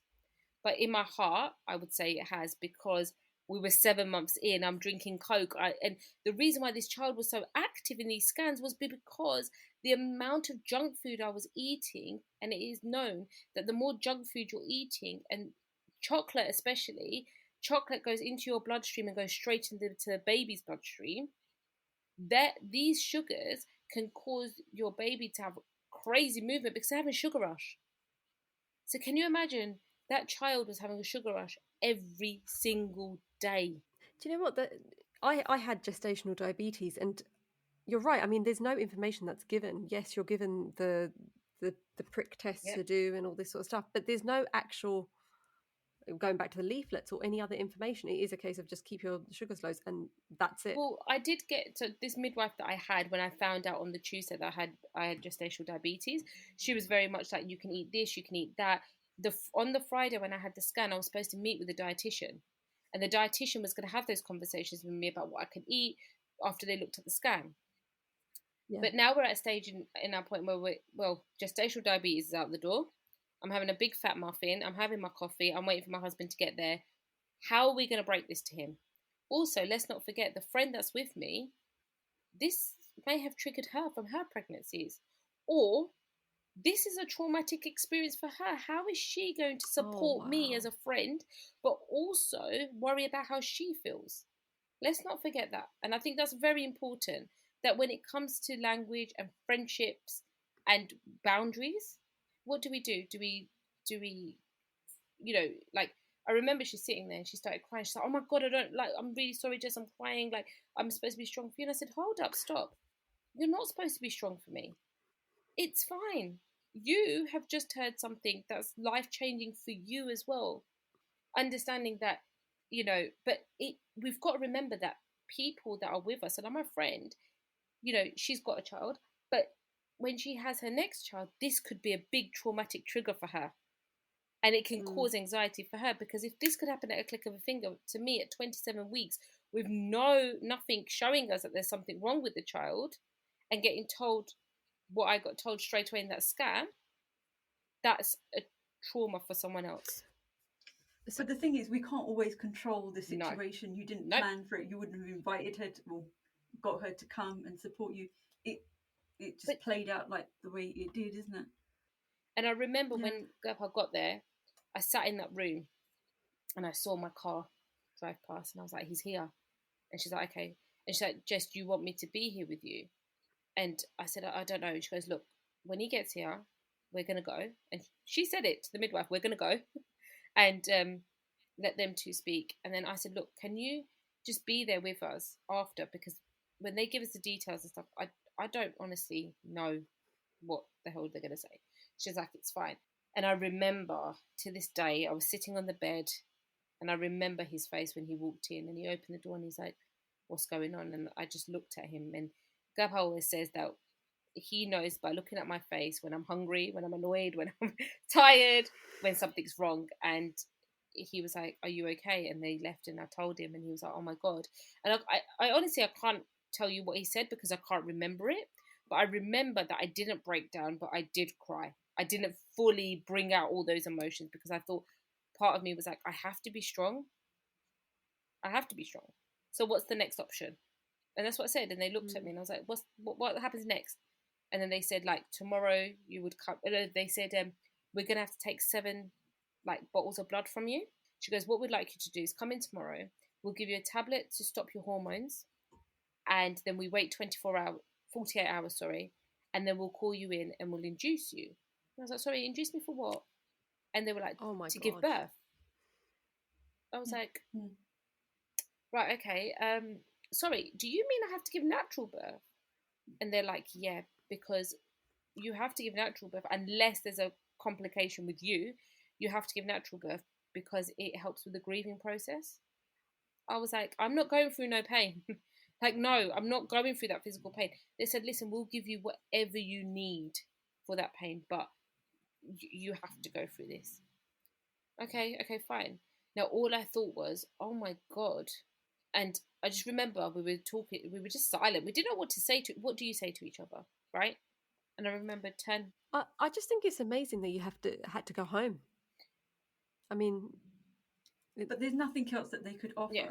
What they did say was, so let's not forget on the Sunday before, so this is Friday, Sunday before I went into the hospital, and do you remember the midwife saying, have you felt the baby kick? And I've gone, no, but I felt movement. Well, the midwife confirmed that she had died on the Monday because looking at the scan, there was fluid in her stomach. And Monday was when she passed, but I didn't know, obviously. And then Tuesday, we found out I had gestational diabetes. But when I spoke to the midwife, I said, what the hell happened to me on the Friday? Then I was really sick. Your body was breaking the pregnancy down. So all what does that mean? That means that the sickness I was having, my body, like the baby, has started, her heartbeat started reducing already. So that weekend when I was sick and I couldn't move and I was sweating and all that, my body was breaking the pregnancy down. And I didn't have no Braxton Hicks at all that weekend. And I had my boobs were normal. They weren't heavy, they weren't hurting. And that was because that I was losing that pregnancy that weekend. So by Monday, when I was feeling a little bit better, that's because she had already gone. Oh, wow. So on the Friday, they had said that we need to give you that hormone tablet tomorrow because you then have to give birth straight away. Because imagine if I had done my scan the week after, like I wanted to, I could have died because the poison of having the baby in my stomach for that long, without knowing. How long can you keep the baby inside you? Because obviously that poison thing has come. I'm not going to lie, I'm not quite Okay. sure. And I don't think that's a Okay. question I've ever asked. And I think it's a question I will ask later on. But I've never asked that question really. But I just know that they wouldn't allow you to keep it longer. But also they send you home with information to what the hormone tablet is, why you're having it, and the procedure. And one of the things on there was if you're asthmatic or you can't take a certain tablet, then you might not be able to take the tablet. And for me, it was I need to go home and I need to speak to my mum because I need to tell her about what's happened, but I also need her to read through this paperwork because I don't know. I remember stepping out and I remember getting in the car and I saying to Grandpa, it's 3:30. We've been at the hospital since this morning. We need to go and pick Day up and I think we need to go to my mum's. And he was like, yeah, I agree. So I said, okay. So we got to nursery and I was like, I think you need to tell them because I think they need to be ready for what's about to happen for us. And he went in and he told them, and the manager of the nursery messaged me personally and said, I'm really sorry. And then she said, if you need us to pick Daya up and bring her into nursery, we can do that. Don't worry about swimming. We'll buy her brand new stuff. You please just focus on what you need to do. We have Daya if you need to, which is really lovely. That's the support you need completely. And I think get, right? Especially from a professional when it comes to daycare, right? It's not very what we hear all the time. Anyway, we were driving down. Before we picked Daya up, we had to make that phone call to my mother-in-law. Now, my mother-in-law, bless her, lives in Birmingham. So, my mum always says, never give bad news to someone on their own. And we made sure her partner was there. Now, that Friday was really essential because her partner's daughter-in-law had gestational diabetes. And that morning, she was getting put in for a C-section for her baby. So I messaged her that morning before my scan, like going, good luck with it all, let me know. And then while we were at the hospital, my mother-in-law messaged us in our family group going, oh, she had a little boy, blah, blah, blah. And, and obviously no one knows. Why would they know, right? So I've messaged, my mother-in-law messaged her saying congratulations whilst I was getting this muffin and coffee. And then I messaged my mother-in-law's partner. And I was like, congratulations, Granddad, all of these things. And he was obviously so happy, he didn't know. And so Mum's on loudspeaker. And we've had to tell her on the phone while her partner was there. And all you hear is her screaming and crying and her partner going, what's happened? And she said, and he's like, oh my God, no. And all I remember is hearing this and thinking, what's going on? What's going on? And I'm trying to close my ears to it because I can't hear this right now because I need to focus on what's going to happen. And we left there, we went to my mum's and my mum was faffing around. I said to Grandpa, why don't you take Daya to get chips? We don't want Daya to know what's going on. We just need to kind of focus on what we need to do. And we got in and then my mum was faffing around and then she was like, I was like, Mum, can you sit down and tell you what the consultant said? She said, oh yeah. Have they told you you're having twins? Oh God. Obviously, how is my mum supposed to know? And I'm like, no. And I remember she was on the right of me and I was like, Mum, listen, I've got to tell you something. She's like, what? And I was like, this is what's happened. And she just screamed and she just grabbed me and she just hugged me and she started crying. But my mum never shows emotion. My mum is one of those that, you're a mum, you don't show that emotion, you support your child, you deal with it, and then you deal with your emotions after. So she's hugging me and she's crying and then she's kind of quickly wiped her face while she's there and then she's gone, right, okay, so what is it? What's the paperwork? And straight away she went into flight mode. And that's where I get my strength of you're getting into flight mode. And Mum's like, are you okay? I'm fine. Right, Mum, this is what the paperwork says. Da-da-da. Obviously, Daya's walked in, Gurpa's walked in. My mum's had a quiet word with him. I told my mum that my mum was like, right, you leave Daya here. And my mum lives in Romford. You leave Daya here. You go to the hospital with Gurpa. Don't worry about Daya. I'll look after her. And then come back and we'll deal with whatever the outcome is then. Don't you just love family? What else do? You need to, right? We went to the hospital and they put us in this room and it was called the Blossom Suite. It had a double bed, it had a TV, it had a kitchen. And, you're like, oh, this is nice. Not in my mind am I thinking I know why I'm in this room. So you still haven't processed it? I'm giving birth soon. Wow. That's it. I'm giving birth. And my mum said, you make sure you ask them for another scan because they might have got it wrong. You never know. Oh, I lay God. down. Yeah, that linger of Yeah. hope. I lay down, and I remember Gurpas at the end of the bed, and the consultant was there. They had like a little mini scan thing, and I remember Gurpa going like that, and they're like, "Look, can you see? There's no heartbeat." And he saw it, and I was like, I don't want to see it. I've seen it. I don't want to see it." And he was like, "Okay, fine." And then we sat down and we spoke, and they said, "Right, here's the hormone tablet. Your hormones will turn off within 48 hours, and then you will come in, and then we'll induce you, and we'll induce you every 4 hours until you go into active labour." Okay, well, I haven't got a maternity bag. I haven't got a hospital bag. We haven't even got an outfit for the baby. And they're like, "Listen, you don't worry about any of that. You just come in. There's a room right there," and they had a room there, and on the door it had a blossom tree. When you open the door, they had a Moses basket in there. They had a cot in there. They had everything you needed for a baby. They're like a set of drawers with all hand knitted baby grows, you name it. And they had like boxes as well. And these boxes were called memory boxes. And you go into this room and you create your memories of your baby in this box. And they had things from like candles to sibling books to anything you wanted to create.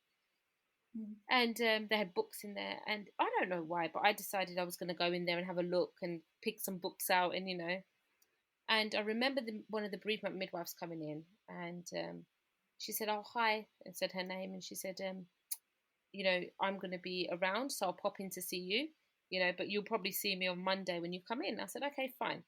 They took the 7 bottles of blood, they did the half a syringe of blood, I had the tablet, and I left. And I was just tired, and go on. Can I just ask, in regards to the blood, why do they do the blood? Because they need to What are they check the looking blood for? before you have the baby, and then they check the blood again after you have the baby to check if there's any infections, like any Okay. DNA sampling and stuff like that, which I was very shocked about because they send it to Great Ormond Street with the baby's cord as well, and they take as like blood from the baby as well to check the DNA, to check that there's no mismatch of the DNA, because that apparently can cause stillbirths as well. Okay, so they do investigate. They is do, what you're saying then? but they don't. Okay. They ask you, do you want a post-mortem, and then you can have an internal one or you have an external one, which I didn't know about. So you can have one where they physically check baby, the inside, and then it's one where they just do like a very brief post-mortem. Okay. So I needed a maternity bag. I know this sounds really stupid, and it probably does to most of the listeners. They're probably thinking, why the hell would you want a maternity bag? What's wrong with you? But this for me was normal. I was still giving birth. This was still the most amazing experience that a woman goes through, is giving birth. And to me at that point, it didn't matter if this baby was alive or not. I was about to bring a child into this world, and that's how I saw it. You are one brave lady. But brave. People amazing. say you're strong and you're brave, and I'm not.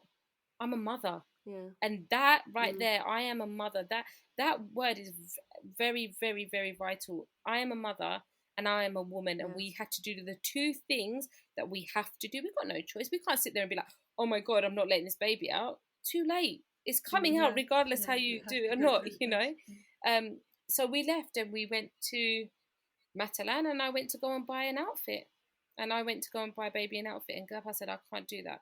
If you can go and do it, you do it." And we had a blanket that said like baby and then like the surname, and that was the blanket that we was going to take when we had this baby. But I didn't want that, because I just thought that this blanket is then going to be left with the baby, and I can't.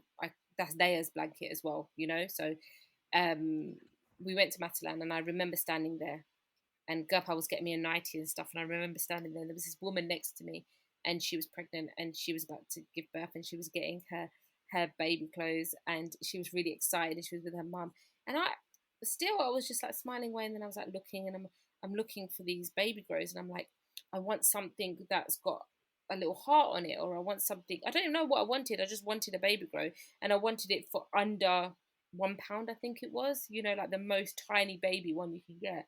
I think it had rabbits on it. It was white. It had rabbits on it. That's what I remember. And then we found a blanket, and it was a white blanket, and I think it had rabbits on it as well. We couldn't get the cellular blanket we wanted, and I just picked it up, and I was like, "Oh yeah, that will do." Went to the thing, We got home and there's like, mummy, and I was like, yeah, you okay? And not telling her what's going on, but we said that mummy and daddy had to go to the hospital. That was it. And come Sunday, we'd come to. I was absolutely fine. I wasn't having no like contractions or pains or anything like they said that may happen. And Sunday, Saturday night, my brother came, spent a bit of time with him, and then I was like, Mum, do you mind if I go to my best friend's house? I just need to get out. And they were like, yeah, go. Now, guys, this was the weekend when the petrol strike had hit. Oh, God. But I've been sleeping for 7 months, so I didn't know about this petrol strike. So when I stepped out the house, there's a petrol strike. So the first thing me and Gerhard did was get petrol, because we're going from Romford to Chelmsford to back, forth. Like, we don't know what's going on. We need to get petrol. Gone to my best friend's house, and there was a fight on a boxing match. And I was sitting with her brother, and I was sitting with her and her mum. And it was one of their family members who was my friend who'd gone through the stillbirth as well. And we're sitting there and we are laughing and joking and we're watching this boxing match and nothing in the world mattered apart from me becoming Jess all of a sudden. What the hell is wrong with me? I've got a baby in my stomach that's not alive. Why am I sitting here? It didn't matter to me right there and then. I was going through nothing. I was going through being normal.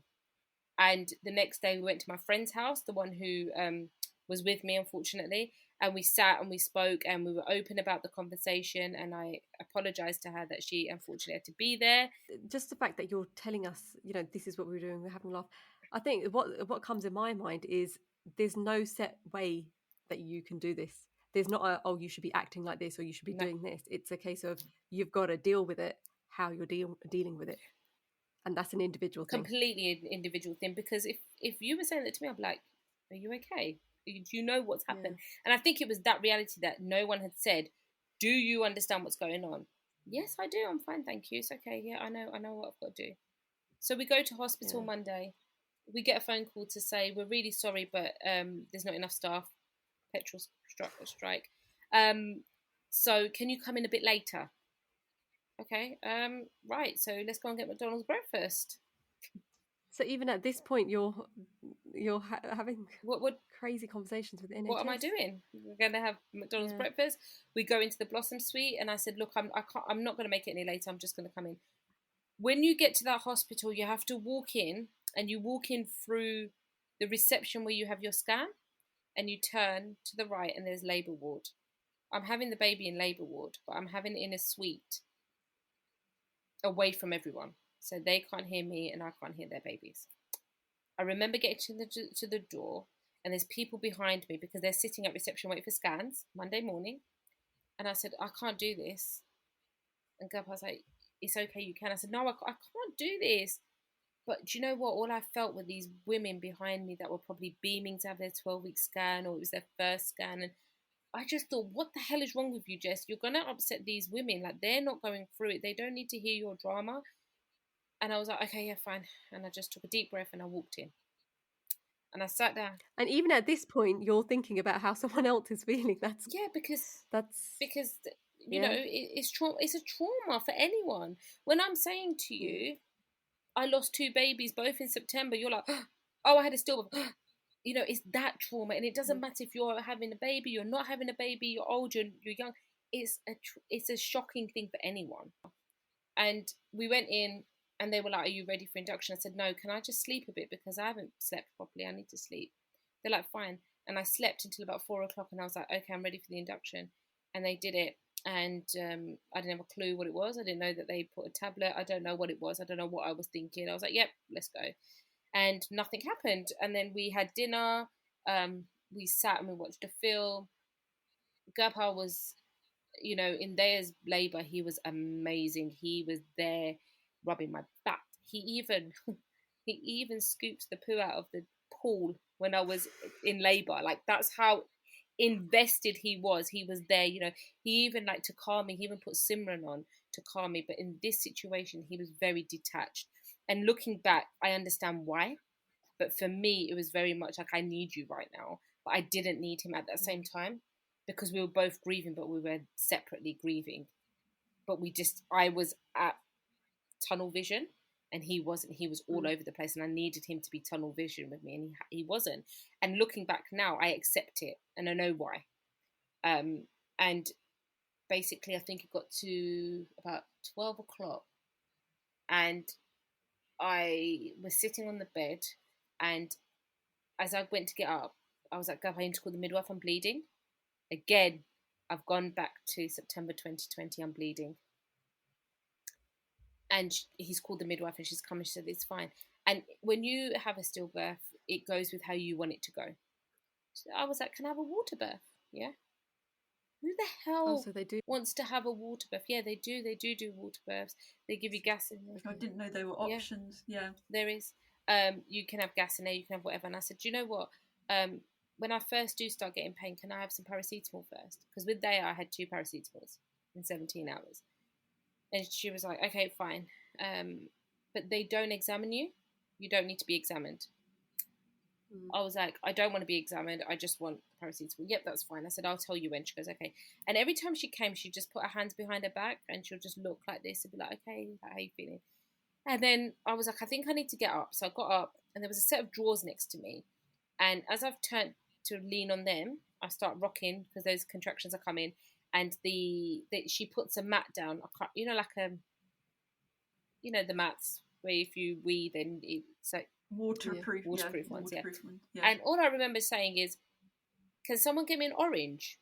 And they looked at me and they're like, "What?" And I was like, "I need an orange. I really want an orange." So she went to the staff room. She found an orange and Guppa peeled it. And I literally stood there with my phone against the wall, and I was watching Gogglebox, drinking my water, in labour, eating oranges, and I was just breathing. But the oxytocin was high, which meant that my labour was comfortable, which meant that my breathing was good. And again, Gabha wasn't there to rub my back. He just was really disconnected from it, and it's fine. Detached, it's fine, you know. And I just was like, I need to go for a poo. And I remember watching, I don't know if you've seen it, hypnobirthing. She says that giving birth is like taking a big poo, and that was at the back of my head. And I went in and it was so cold in that room. I just remember it being so cold. And I kept saying, it's cold. And they're like, we can't turn the AC off. Well, looking back, the reason why they can't turn the AC off is because when you have that baby, the baby needs to be cold. But no one tells you that. Well, so when you... why is that? Sorry, I know that. No. Because right. So when someone dies, they go into a funeral home, don't they? And they go into the freezer, don't they? And they're very cold. The body has to be kept cold. Oh, to maintain. Yeah. So that's why the AC was blaring cold. But she was saying, oh, we can't do nothing about it because it's in the systems. The only warmish place there was the toilet, breathing. And I was like, right, Jess, you can do this. You can give birth. You can do this. And, you know, I said my daughter's name and I was like, we can do this together, darling. Come on, we can do this. We're going to be strong and we're going to do this together. And I remember sitting on the toilet and I was like, Gabba, do you know what? Just go away because you're not helping the situation. And I remember he left the room and he went downstairs. And as I've done that, I've sat on the toilet and my midwife's sitting in front of me. And I've gone, oh my God, something's happening. And as I've got to get up, I've grabbed onto her and she's like, Jess, just breathe. And I've breathed. And as I pushed, she came. And all I remember, I don't know how the woman did it, I'm holding onto her arm. With her other arm, she grabbed the baby before the baby fell into the toilet. And oh my God, I was like, oh my God, Gabha. And he's just gone. As I've looked down between my legs, I saw her little foot. I grabbed my phone. I rang him. I was like, you need to get here. She's here. And they waited. And they're holding my baby behind me. And not one part of me said, give her here. I want to hold her. All that I thought was, right, let's get this placenta out and then I can see her. They've given me the injection. They're still holding her. And all I remember is, and I wasn't even looking, but all I remember is looking down still, seeing her little foot with her leg dangling and the midwife's holding her. Obviously, I can see the toilet as well. And there's just blood everywhere. And I just see Gurpa walking in and he's just in tears. And I've gone, stop crying, because I remember my mum saying that when you cry, when someone passes away, their soul don't leave, like, comfortably. And I just said, stop crying, Gurpa. It's fine, just cut her cord. And he's cut the cord. They've taken her. Gurpa's gone with her. And I just remember going, right, I need to get this placenta out. Well, this placenta wasn't coming out. 2.5 hours later, they're pulling at it. They're literally, I'm on a hospital bed. They're literally inside pulling it out. Nothing's happening. And I remember looking to my left and Gabha's holding my hand, and he's in the middle of the bed. So you've got the bed, you've got him sitting there, and on the left hand side to him is that room where they have all the baby's clothes and stuff, and his baby girl was laying in there. And it's the epitome of a husband and a father in between his wife and his daughter. And he's holding my hand and he's looking at the cupboard, like, you know, and they couldn't get it out. And I just said, stop, can you just take me to surgery and can you give me a spinal injection and get this placenta out? I can't do this anymore. And they finally did. And Gurpal then went in and he got her ready. And looking back for him, that must have been the hardest experience in the world. And, you know, Bal, you said to me, oh, you remember everything. I remember it because I went through it emotionally. He went through it physically because he physically cut the baby's cord. He physically dressed her. He physically saw her as soon as I gave birth to her. And the first thing he said to me was, she looks exactly like Daya. And then when I went in for the spinal, I remember looking. I had given birth. So, Jessica, did you look at the baby then? Right. As soon as he cut the cord, they took her so I could get the placenta out because I just wanted to get the placenta out. I wanted to get the placenta out. I wanted to shower and then I wanted to see her properly because that in the day, that midwife that I saw, one of the other bereavement midwives, she came in and she said to me, "How are you feeling?" And I said, "I don't know." And she said that she had a stillbirth as well. And she became a bereavement midwife. And she said to me, I said to her, "Can I ask you a question?" And she said, "Yeah." I said, "What's the baby going to look like?" And she said, "Well, on an honest note, Jess," she goes, "my baby was just red." She's like, "Yours will be formed," because she was 28 weeks. So she was 7 months at this point. She's formed. But she goes, when I saw mine, it was just red. I was like, okay. I went in for the spinal. I gave birth to her at 4:58 in the morning on the 28th of September. I'm in the spinal at 7:30 in the morning. So I've still not got this placenta out. And I remember looking at the clock and I look at the anaesthetist and I said, "Can I call my daughter after this? Because she's got swimming at 8 o'clock. And they've gone, yeah, probably. I've gone, oh, okay then. And they've got the placenta out and then they've taken me round to recover. And Gurpal's come and I said, "Is she okay?" And he said, "Yeah." And I said, "Okay." And I said, just go and be with her. I'm fine. And then I sent the midwife to go and check if he was okay. And then I slept and they rolled me back into the room and I'm still on this hospital bed and she's in this room that's a cupboard. And me and Gurpal have fallen asleep. He's on the double bed and I'm on the hospital bed. And I remember they're still doing my temperature throughout. And I remember them coming in and saying to me, like, you know, "Are you okay?" And I said, "Yep, it's 1 o'clock now in the afternoon. I've just woken up." They were like, "Look, you know, we need to make sure that you're walking around, because the spinal, get you walking around." I said, "I want this catheter out." And she said, "Look, I'm not taking it out until you produce enough urine to come out." And I was like, "All right, fine. Gurpal, I need bottles of water." Because when I had Daya, I was in hospital for 5 days because I couldn't produce enough. And I wanted it out quick time because I wanted to see my baby and I wanted to shower. So they were like, "That's fine." And I did. I got it out. And I got that out and I got the cannula out as well. And I went for a shower. And I remember getting into my clothes. And I remember both parents and my mother-in-law. So my mother-in-law stayed at my house with my mum and dad to have Daya. And I remember they were coming at 2 o'clock.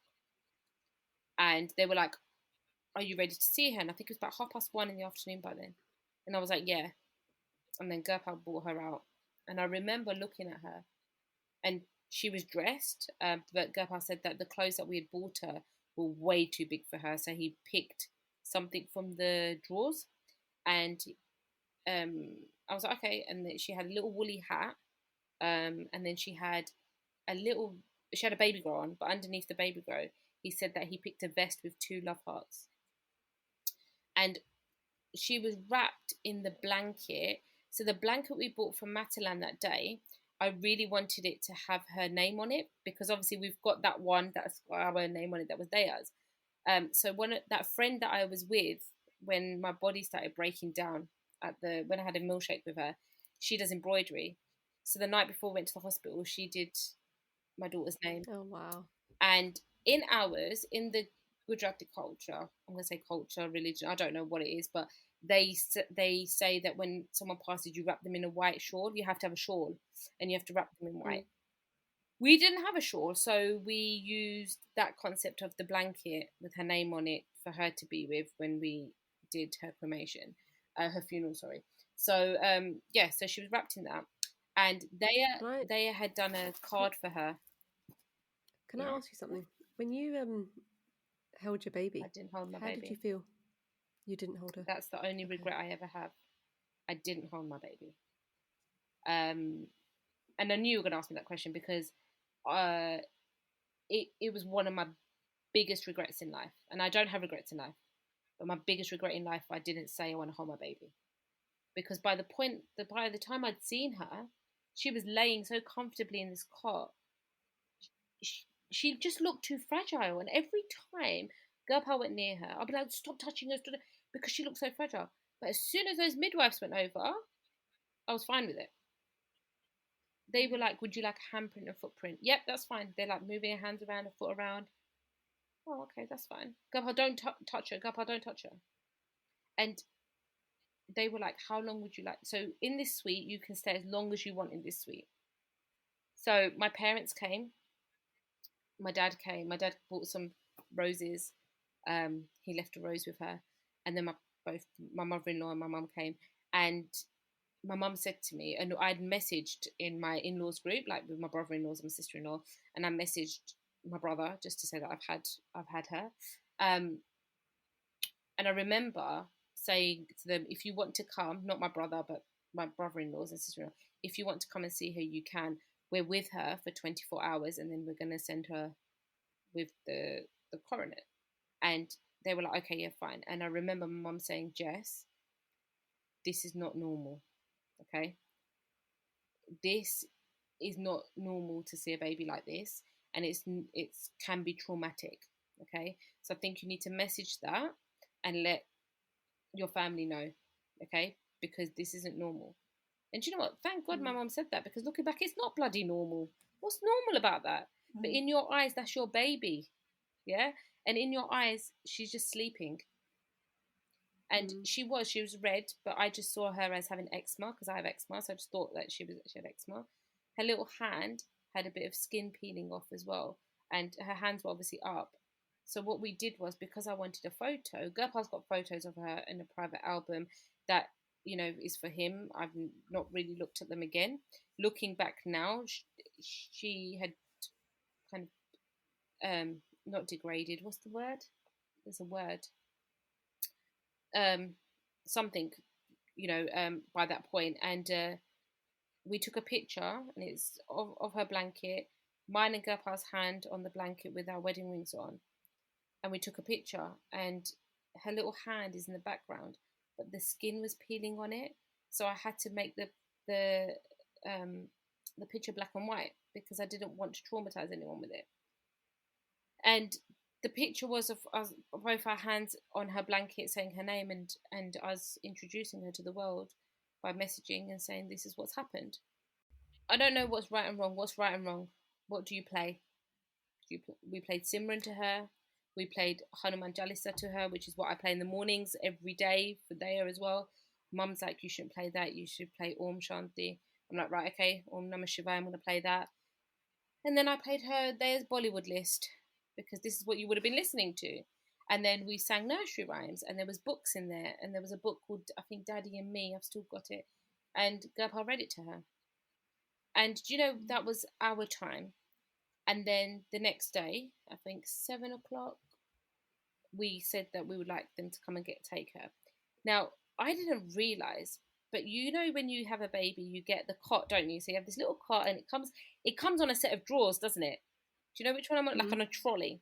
Yeah. That's the same. Yeah. That's the same thing. So I said to Gub, I'm not going to sleep on that bed. I'm going to sleep on the double bed. He goes, okay then. He's like, let me just move her. I said, okay, fine. I was like, can you put her next to me? He says, yeah, fine, 1 second. I was like, what the hell is that noise? And then I look, and he's like, the cot's plugged in. What? And he's like, the cot has to be plugged in just because it needs to be cold. So the cot that she was laying in was plugged in, and it kept coming back on to keep her cool in there. Hence why you needed the AC on in there. Yeah. And then, yeah. Just a quick question: when you said, "Yeah, it's time to take her," how did you feel at that point? Because that's the tough bit, isn't it? Well, the whole thing's tough, but like I said, I didn't cry. okay. For most part of any of it all, I didn't. I remember when they trying to take the placenta out, they finally gave me gas, and I just kept apologising to Gerpa and saying I'm really sorry that this is what's happened, but I didn't cry. And then I remember the midwife coming in, and she said, "Okay, we're going to take her. Is that okay?" And I said, "Yep, that's fine." She said, "What did she say?" She goes, "Yeah, you can say your byes," and I was like, "Yep, that's fine." I don't know why in my mind I thought they were just going to take her, but they put a wooden thing on top. So you know, like you get like a wooden plank sort of thing, and they put that on top, and that right there was my trigger. And even to this day, oh my god, even to this day, it's a trigger because right there and then when they put that lid on, our baby was left in the dark. And every child is scared of the dark. And as parents, we couldn't help her. And when they took her, I wanted to scream because I was like, where are you taking my baby? I want her. I can't leave her.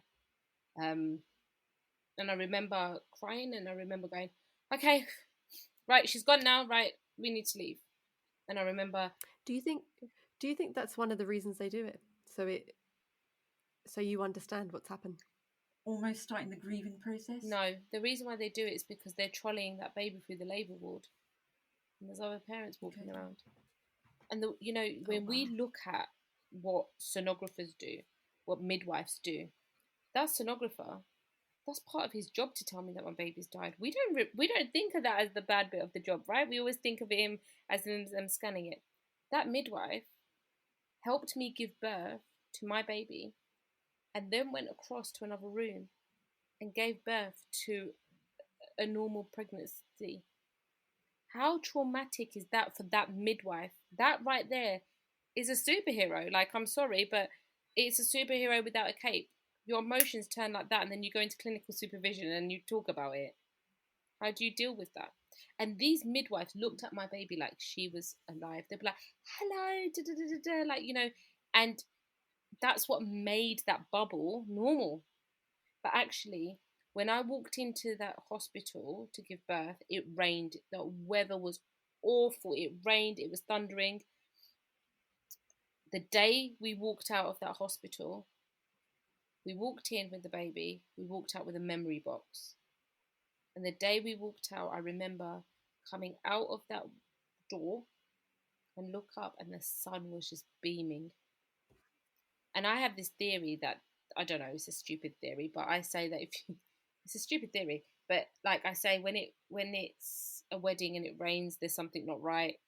I say if there's a funeral and it rains, then something's not right. If the sun is shining, it means that person was ready to go. And that right there for me it was the right thing. But I remember coming home. Oh, sorry, no, I remember FaceTiming there while we were there as well. And she's like, what are you doing? And all she saw was like her Diagy coming to see the baby and my best friend coming, and she thought we were having a party because she's like, why is Massey there? And why is Diagy there? And then we're just at the hospital, we'll be back soon. And then the conversation was, how are we going to tell her? Yeah, I was about to say, how did you tell her? We got home. We got home. She was at nursery because we got home first thing I got home in the afternoon because you still have to have blood thinning injections for 10 days. They give you a tablet to stop your milk as well. So your hormones are back to normal. I was in my size 10 clothing straight away. Loving it. And you didn't have to deal with the postpartum bit of it all. And I just remember the neighbours dropping flowers, and I went out and I spoke to them, and then another neighbour dropped flowers, and that all that started. And I just remember my mum saying, "Do you want to lay down?" I was like, "No, I'm hungry. Like, can I have some food?" And I ate. And then Girl was like, "I'm gonna go and get Daya." And I was like, "You sure?" And he was like, "Yep, I'm gonna go and get her." And off he went. And then my mum was like, "Look, your dad can stay." And we were like, "No, just everyone needs to go." And then they were like, "Okay, fine." And my mum and my mother-in-law made us really good, like, homey Indian food that you need after you've been away. And I remember everyone leaving, and no, sorry, Daya was here and she was excited to see us. And she looked at me and there was no bump. So, "Mummy, where's your tummy?" And I said, "Oh, okay." So Daya, I said, Mummy and Daddy went to the hospital. And she said, "Yeah." And I said, because the baby wasn't very well. And then she said the baby's name. And I said, "Yeah, the baby's name was that, yeah." And she goes, "Yeah." And I said, "And the baby wasn't very well, so the doctors had to look after her." And then she went, "Oh." And I said, "And now," I said, "what's happened is the baby was very sick, so the baby's now gone up to Jeje, which means God, and the baby's in the sky." And she goes, "In the sky?" And I said, "Yeah." She goes, "With Dadaji," because my father-in-law passed away way before they are. I said, "Yeah, with Dadaji." And Dadaji's looking after her now. And she was like, "Wow, is she a star in the sky?" And we said, "Yeah, she's the brightest star in the sky." And we let her narrate that, because for her, that was her imagination, and we ain't going to pop that. But these leaflets that we got from Sands and stuff were saying we need to talk about death. We need to tell her, no, she's 3 years old. She needs to kind of have her own imagination, but she needs to be aware that this baby is not coming home. And that for us was that line right there. And now it's, she knows, she's gone to bed, we're eating our dinner, everything feels normal. Right, what's next? Funeral. Okay, how do we deal with that? Call the bereavement midwife. Okay, hi. Jess, have you guys made a decision about the post-mortem? No, sorry, what do you mean? Oh, we need to make a decision about it. You really do only have 48 hours. Oh, didn't know that. By this point, it's Thursday, Friday. We need a decision as soon as possible. Okay, so what if we don't want a post-mortem? Then that's fine. But you can have an internal or external. I don't know what these are. Okay, so you have to explain it to me. I need to talk to my husband. But Gurpa went back to work. That was his way of dealing with it. So I had to ring him throughout the whole time and be like, "What about this? What about that?" He's like, "Yep, yep, yep, yep, yep." Really not fully getting involved in it. It was all me. And you still get the phone call from the health visitor. "Would you like me to come out and see you?" You still get a phone call from every person available. And I remember my bereavement midwife saying, "We're going to come and do a home visit." I said, "Fine." But it was now the first week of October. And in our mind, we're like, we want to get the funeral done before Diwali. And that sounds awful, but we just wanted to have her at rest before Diwali started. And you don't know what to do. We're two different religions now. We don't know what to do. My nanny was saying you're supposed to just bury her. Gopal's nanny was saying that they don't really know. And we came to a decision, and our parents said, "You guys do what you feel is right," because there is no right and wrong. And this is what it's shown just listening to your story. I mean, you'd think, "Oh, I'd react like this," did it? But it's not like that. How do you react? And I know I said it before, but it's like, what do you But do? also, let's be honest, this child didn't have a life where they liked Peppa Pig, or they liked this, or they liked that. This child's life had become a soul very quickly and was too good for this world and needed to come into the world silently. So, because of that, we're going to do the funeral in a way that it's silent and precious for us. So we made the decision that we went the funeral ASAP. But because obviously we said no to a post-mortem, I still wanted a post-mortem on my placenta, because I just thought, well, I've already had a miscarriage. I've now had this. Maybe there's something wrong with me. I don't know. I can't tell you anything. But, and they said that's fine. And then the bereavement midwife came, and she came to our house, and we had a chat with her. And I remember Gopal saying, "Where would this lie with Jess if we get pregnant again?" And they said, well, we'll be here to support you 110%. We have this thing called Rainbow Clinic. You'll have consultants. But she also said nothing will impact. But if you do try again, then, it may not happen straight away because of what you've gone through. Okay, that's fine. And it was a conversation. And she said, because you want the funeral very quickly, you may not be able to have the funeral where we normally send the children. It will have to be somewhere else. And we said, that's fine. But you have to register the baby. Right, okay. Does that mean I have to do a birth certificate or a death certificate? No, you have a stillborn certificate. But I didn't even know that was a thing.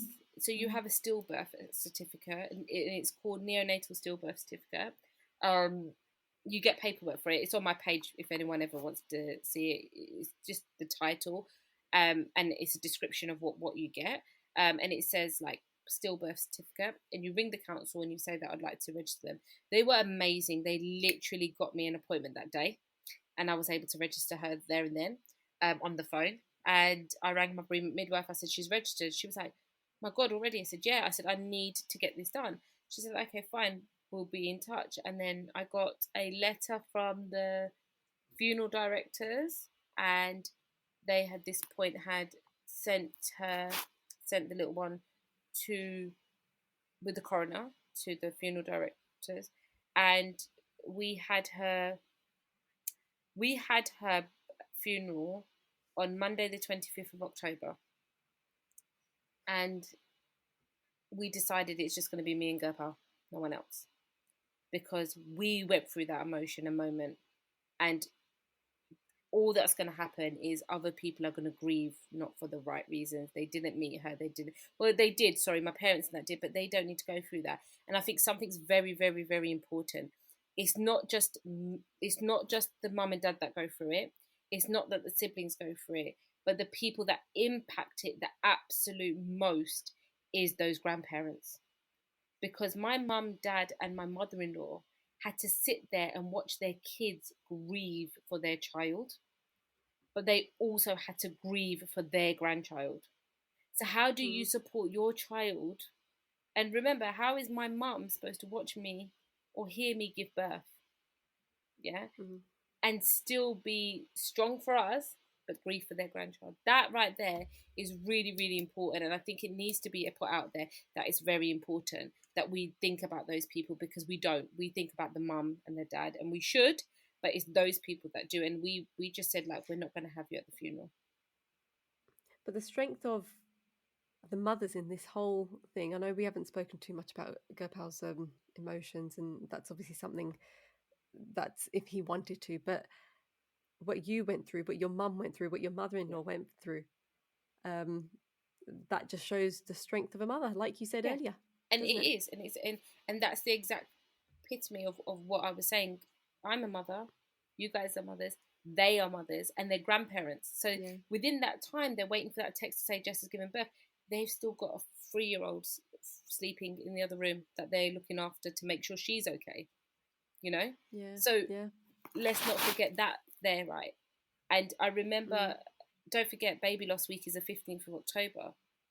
Well, I'm straight on that because I've just lost my baby a week ago. I'm going to do something in this community. We live in a village. Contacted the church. We did the first ever baby loss event, and we got people to write like their messages to their babies. We tied blue and pink ribbons. We put the church lights on, and we turned it pink and blue. And then that night, that Friday, the day of lighting the candles at 7 o'clock, Gopal lit at work because he was at work. And me and Daya went to the church and we lit the candles with everyone else in that community. And I created a baby loss group within this area. And this is it. I mean, a lot of the people that we speak to, no matter what they've been through, whether it's something like you have, whether, a tragedy, or whether it's a happy thing, or whatever it is, we're talking to amazing people that are trying to do positive for other people. Through their trauma.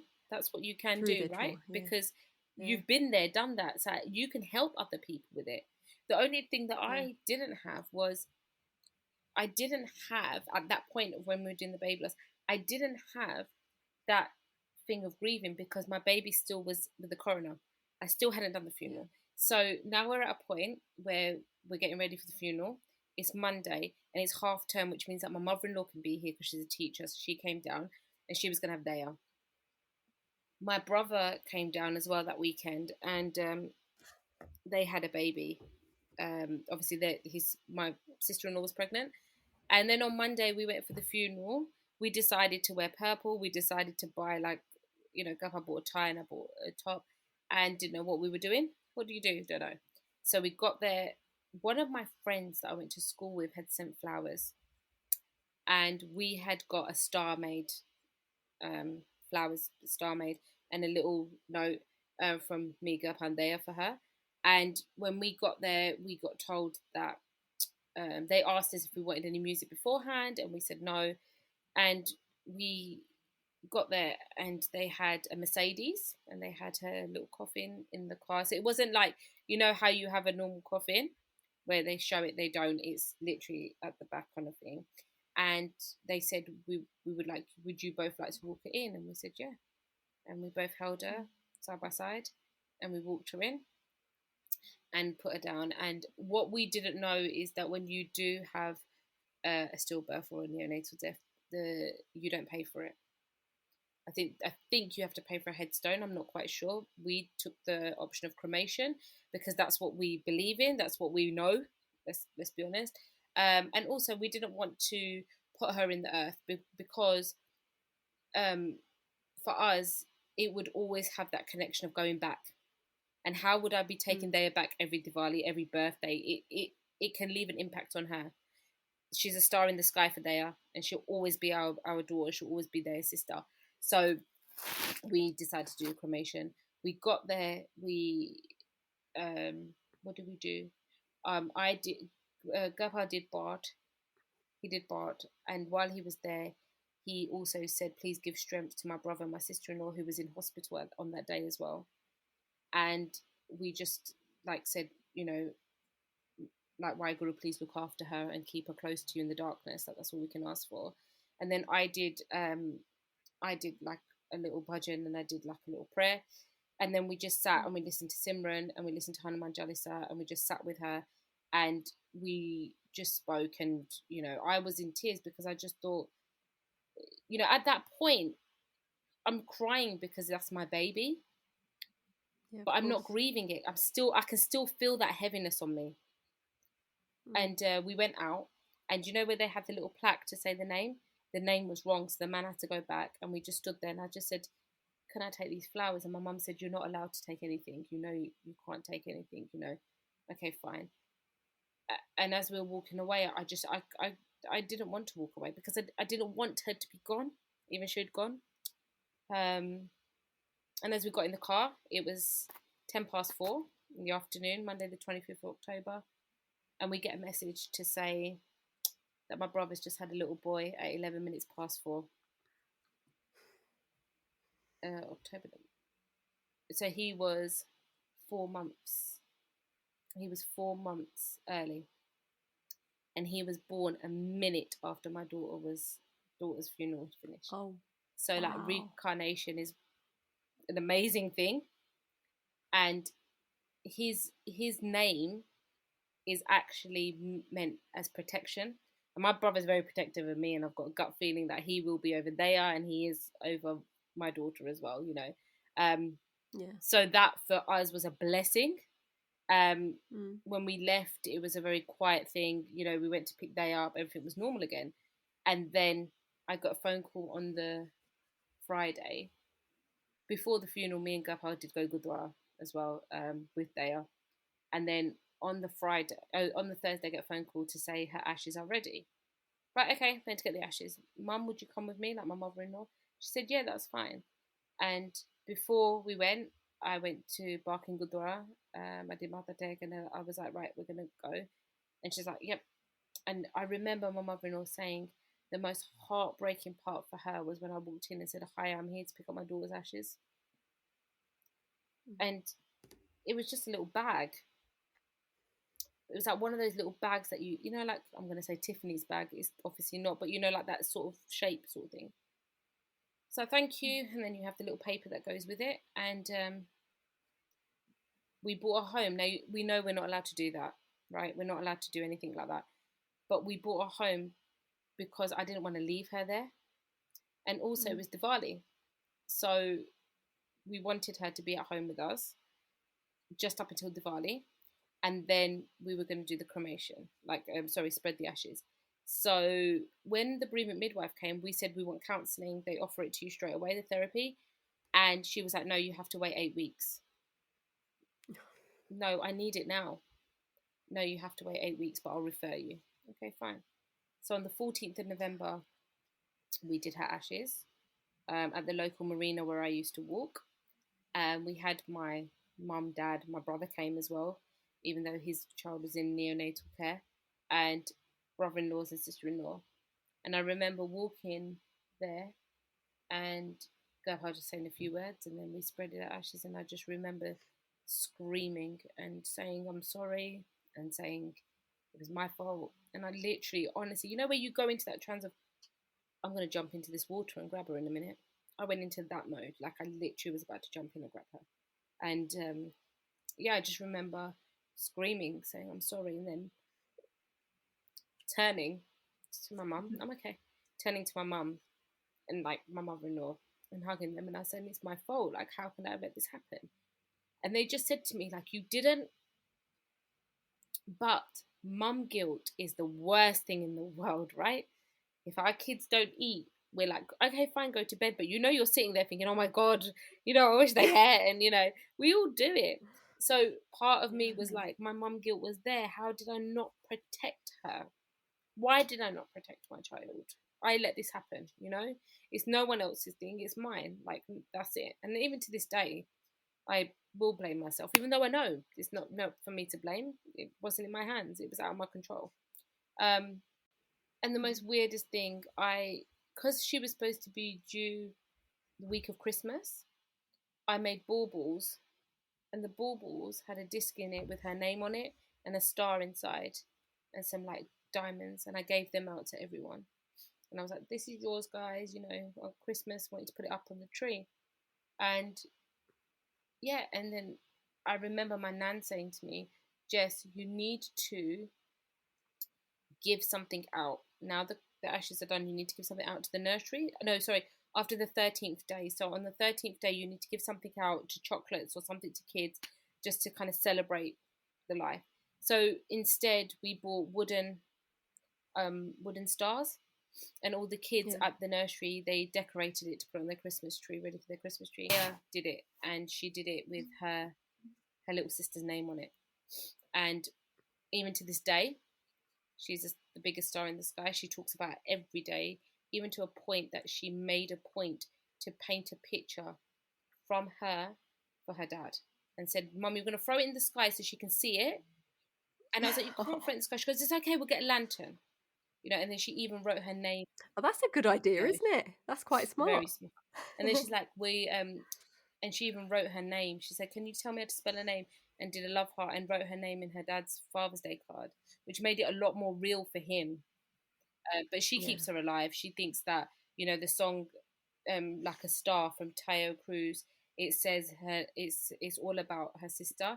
And she says, Mummy, it says my name in there. And she thinks that her sister's calling her Daya Ben in the song, but it's not. She thinks it is.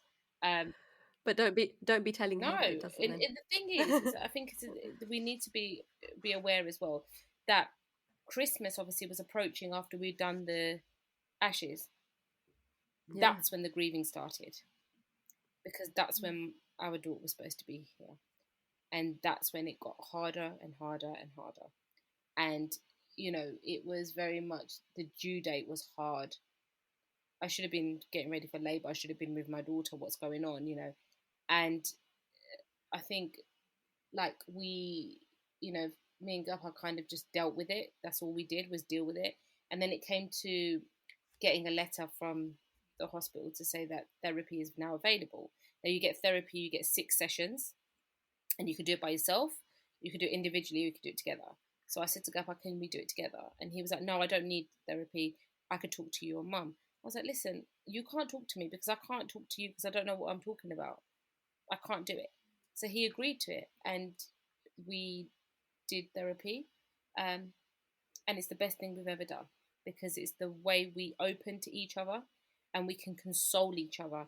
And that day that he came into that room, from that Friday to the day I gave birth, explained to me why he was so detached, was because those 4 days for him was all one day. Everything for him was physical, whereas I remember every single little motion, because for me it was all emotional. So when you put that together and you come together, that's when you get the story of what's happened. And that just shows you the epitome of what happens when you lose a child. You come together because you have to. And don't get me wrong, we were apart for a very long time in that process. But and like you do when you have a baby and you don't get that sleep, you go apart, don't you? And then when they're finally bloody sleeping, you come together. And that's exactly what we went through. We were apart when we lost her, and we had the funeral and all those things. We were there supporting each other, but emotionally we went together. And then it came to a point where we came together again because we were grieving together. And therapy, even till now, we still do therapy now. And it's really important because that therapy is important for Dea also. Yeah. To be able to have conversations with her. Through your journey, and it's your journey. I mean, you know, certain parts of what you've said have shocked us. Obviously, this is the first time we've heard it, and you know, it's emotional for us to listen to as well. But what advice would you give someone who's gone through a similar experience to yourself? Do you know what? Be open. Be honest with your feelings. If you're having a crap day, put your hands up and be like, I'm having a crap day, and do you know what? I'm not doing nothing today. I want to sit and cry, or I want to sit and eat. Yeah, I want to sit and grieve. Because today you might not be, but tomorrow you find something that will trigger you. You may grieve. For example, I took Dea to soft play, I think a couple of weeks ago. I lost my baby in September. A couple of weeks ago, we go soft play. She's playing. Nothing triggers me. Nothing triggers me apart from that one conversation of when they put the lid on to take her away, and the cremate is spinning the ashes. And she saw a baby, and the woman was playing with the baby, like taking it, and they had decided to go there and play with the baby. And I read Thea's lips when she said to the baby, "Oh, my sister's in the sky." The woman didn't know what to say. And then she's playing with this little baby, and I've gone, "Oh, I'm really sorry." I said, I was like, "How old's your baby?" And she said, 4 or 5 months. I was like, "Oh, okay." I said, "Right there, be careful, yeah?" And she goes, "Yeah." And she's just playing with this baby. She's helping the baby up. And I sat down and I messaged Gapa straight away, and I was like, she's playing with a 4 or 5 month old baby girl. That should have been her sister, because her sister would have been that age. And that right there, I'm crying in the middle of soft play. And do you know what? I did. And I let those feelings come out because I was triggered, and I wasn't going to stop myself from doing it, because that right there is being open and honest. And don't be scared to say your story, because your story is your story, is your journey. And the more I found for myself, the more I talk about it, the more I'm recognizing little bits in it, the little things that we don't realize. Even her name that we named her, it means earth, and that's where we put her back, earth. Everything in that pregnancy added up, from that song to her name to this to that. It's all come together. And even to this day, we're still waiting for a report from the consultants, because there's negligence involved now. Why did those doctors have those bloods for 3 weeks? Why was my placenta didn't get sent for a post-mortem? They got sent with the baby. So actually, they put that in her coffin. So we ended up cremating the placenta as well. Oh. By law, when you have a baby, regardless of what sort of labour it is, that placenta gets sent straight to a lab. Everyone's placenta gets sent straight to a lab. Why was mine not why was mine not in the lab? Why was mine with my child? Why was mine taken to a coroner? Why the hell did I cremate that? So these are the questions that was written by my bereavement midwife. So that means that you get all your medical notes, all of your what's happened, how it's happened. They go on a board with the consultants and they talk about it. Now, this has now gone into a serious incident report, and now we're still waiting for that report. So that journey has not stopped yet. It's not stopped. And don't be worried about what other people think, because loss, grief, and trauma is something you will deal with for the rest of your life. And it is trauma. And please, let's not forget that, okay, yes, baby loss is traumatic. It's the downside. It's the crap part of pregnancy. Every woman goes through trauma when she gives birth. That is painful, okay? It is, though. No one realizes it. Our bodies are going through trauma. It's a beautiful thing. It's going through trauma. And that is the crap part of it. And we need to raise awareness so we feel comfortable in talking about it. And especially in the South Asian community. I had someone turn around to me and said, Gwene, don't worry, you'll have another baby. I looked down. Oh. This was the day before I was being induced. I'm thinking, I've not even had this one. Someone else said to me, oh, don't worry, you'll have another baby. Someone else said to me, you shouldn't talk about it, it's done now. The funeral's done now, you shouldn't talk about it. Okay. I think I want to leave it there, because I think that's a point that we need to stop and say, like you've said, we need to be having these conversations, because it's affecting so many more people than we know. Sorry, I was going to say about, and it's becoming more common, especially with the rise of stillbirth and miscarriage within the South Asian community and the Black community. The African community is becoming higher. We know this from what Tommy has recently brought out with the reports and stuff. And we need to educate people about the downside of pregnancy. I'm not saying go into detail about it, but we just need to understand language is so important. And one of the other things I want to raise as well is when we have babies, people always come over, they bring something, don't they? They always bring you clothes and stuff like that. And we always say, can you bring us food? Because we can't cook and we can't do anything like that. If anyone has had a loss, don't bombard them with messages, because I didn't look at my phone for 2 days. My parents would message us, I'm fine. Just be like, I'm just checking in. That's all. Okay? If they leave you, they don't message you, it's fine. Don't bombard them, because this is an overwhelming experience. But what I would say is, ask them if they want a cup of tea. Ask them if they want a shoulder to lean on. But also knock on their door and leave some food outside their house for them. Because they've not got the energy to do that. They've not got energy. Even if it means they've got kids, ask if you want to take the kids out for them. Or even if, drop them a board game or something for the kids to play with while those parents are going through something. Because that's the way you can help. And even just sit in silence is fine. Thank you so much for sharing your journey with us, Jessica. It's been a real eye-opener, and I'm sure our listeners will have so much to say, and if they don't, that's fine. Yep, that's fine. You've opened so many people's eyes to this, so we really appreciate this. But please, because it's not an easy subject. No, it's not. It's not a subject. It's not an easy subject. It's not a good subject to talk about. But we're not sitting here in tears. Because when people say, I'm really, really sorry for your loss, I say, please don't say I lost. I said, I didn't lose, I gained. I gained a beautiful daughter. I gained heartbreak.